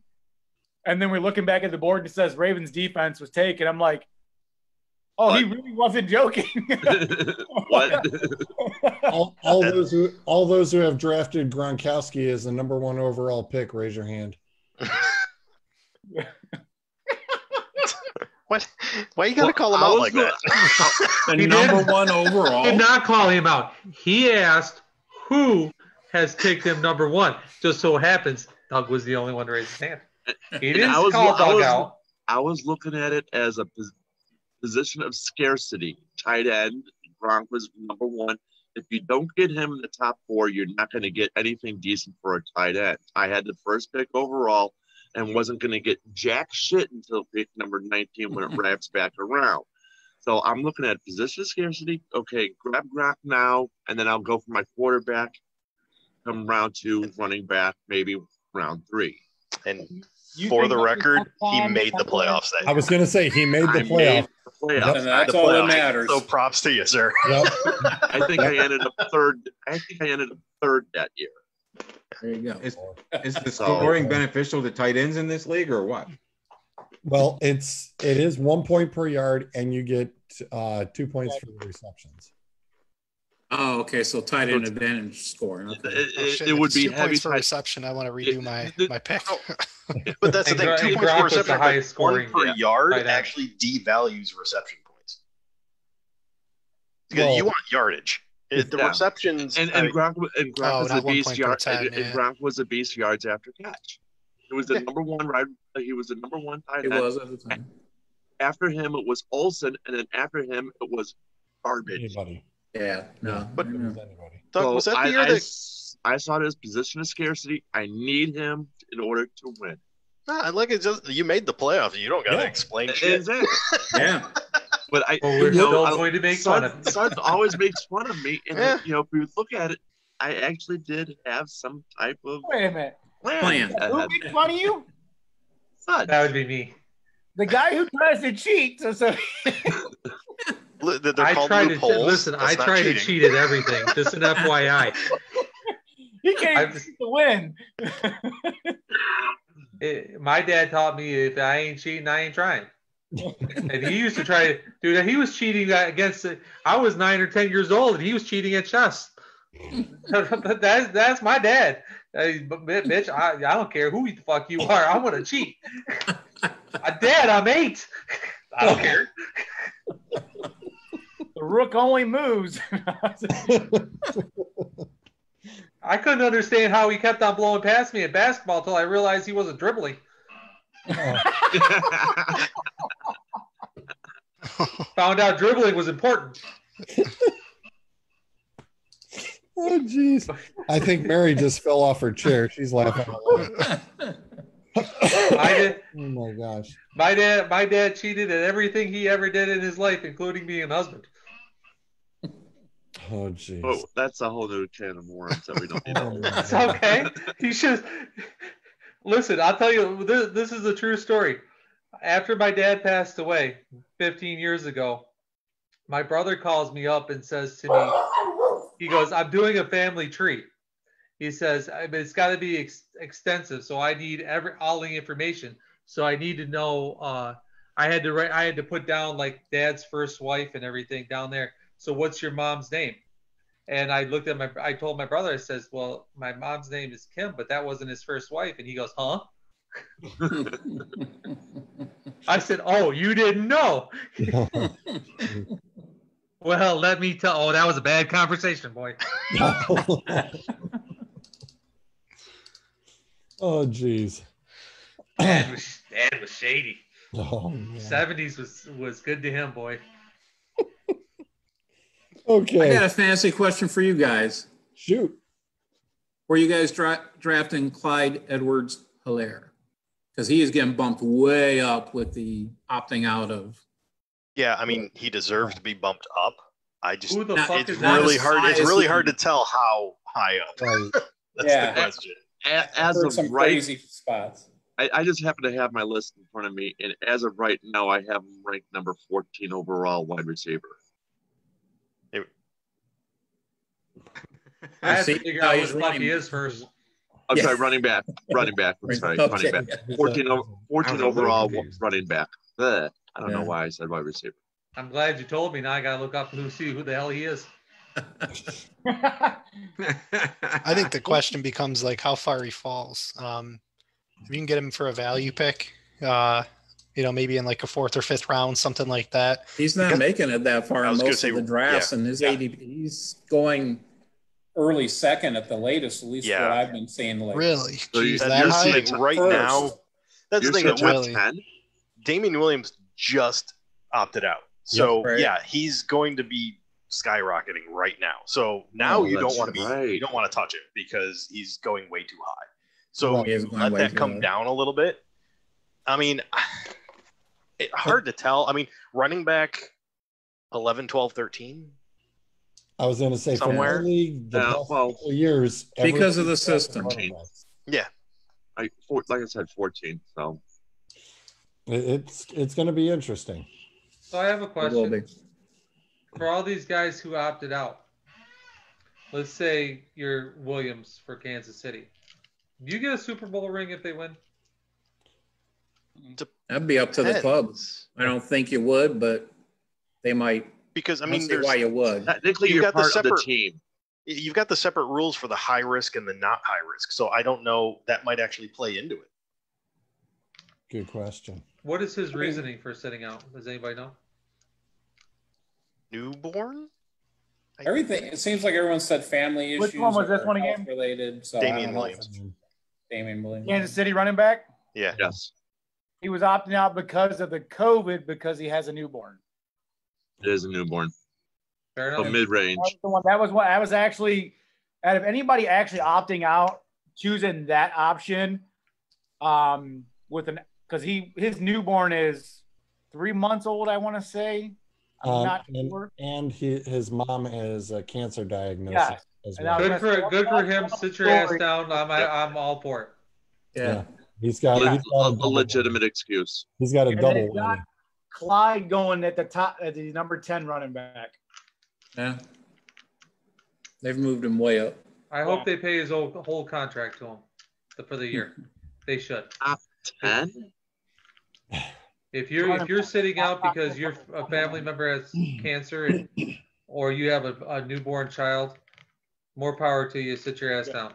No, and that's why I said I totally agree with players that are doing that, like in a situation because you never know what could really happen.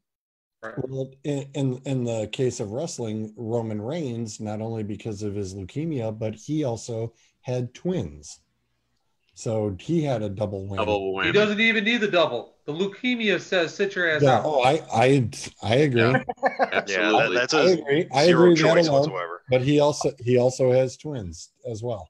So I mean, it's just there's multiple. There's the magic words that all you have to do is say, and you get an automatic pass.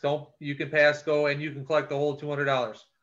You say the word cancer. Or cancer, yeah.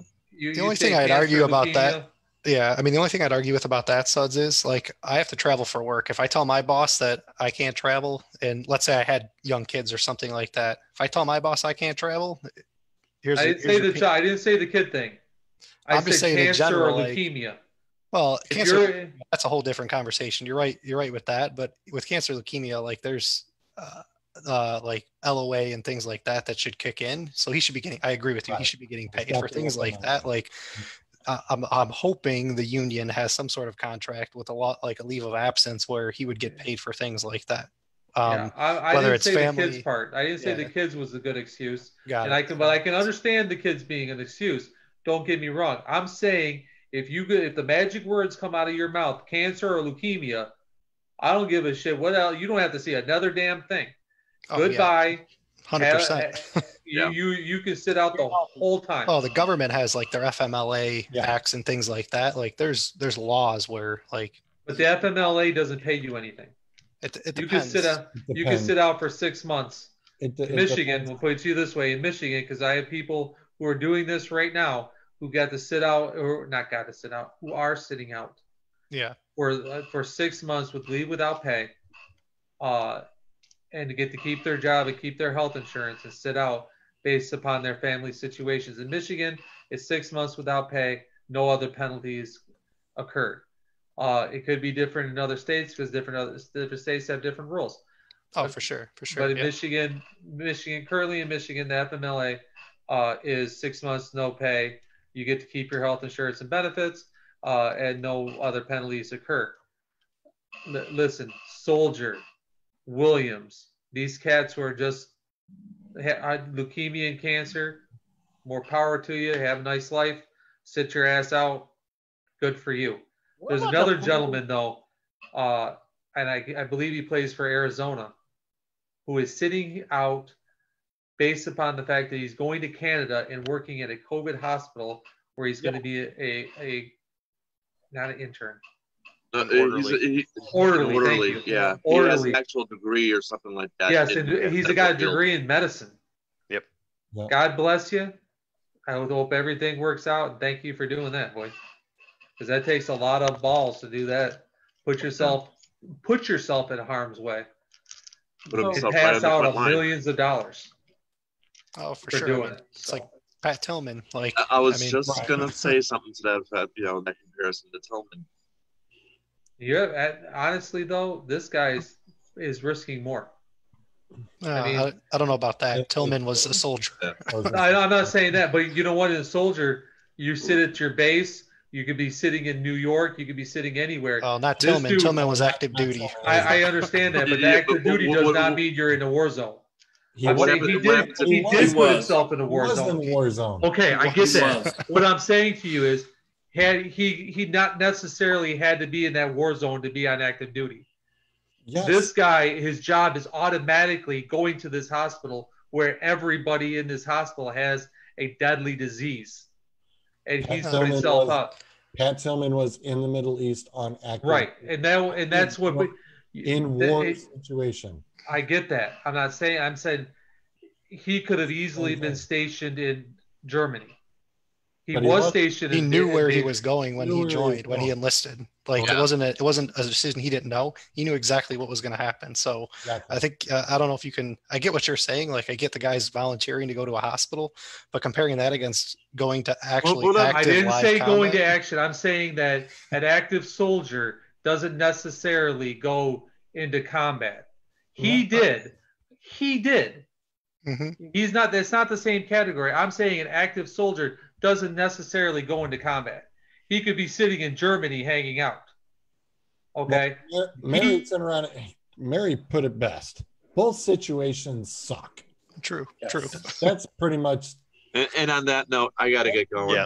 Yeah. Oh damn! I didn't realize it was 11 That o'clock. that's your main Loto point. 5, yeah. Yeah. Neat. That's all, folks. Yeah, we'd like to turn around and thank Big D and Sean, and go ahead and please plug your show, gentlemen. Go ahead, Dave. I got this. So join us 7 a.m. to 9 a.m. bright and early Sunday morning. We'll give you a bunch of fantasy football, good insight, hopefully, from our vast experience. And we'll talk some brown and orange and what's going on with the Browns. And thanks for having us on here, guys. Really appreciate it. It's nice to talk to you guys and really enjoyed it. So thank you very much. It's an absolute pleasure. And we definitely don't want it to be the last time because, of course, us being on a Wednesday, of course, we'll have a little bit of insight going into like the Thursday night game or whatever as well. So, you guys are more than welcome to. It's an open door invitation for you, gents. All right. Thank especially when it comes to the fantasy football insight, even if we kick off our show with you guys, if you'd like to jump in for the first half hour or so, we'd love to have you. And feel free anytime you want to jump in and bitch about the Browns when they start losing. Hey, they're going to the playoffs this year. Baker's a top 10 quarterback. Write it down. Telling you. You're on drugs. Oh, geez. And with that, I'd like to thank everybody for joining us, for the whole crew here. We will catch you all on the flip side. Thank you. Take care, guys. Take care.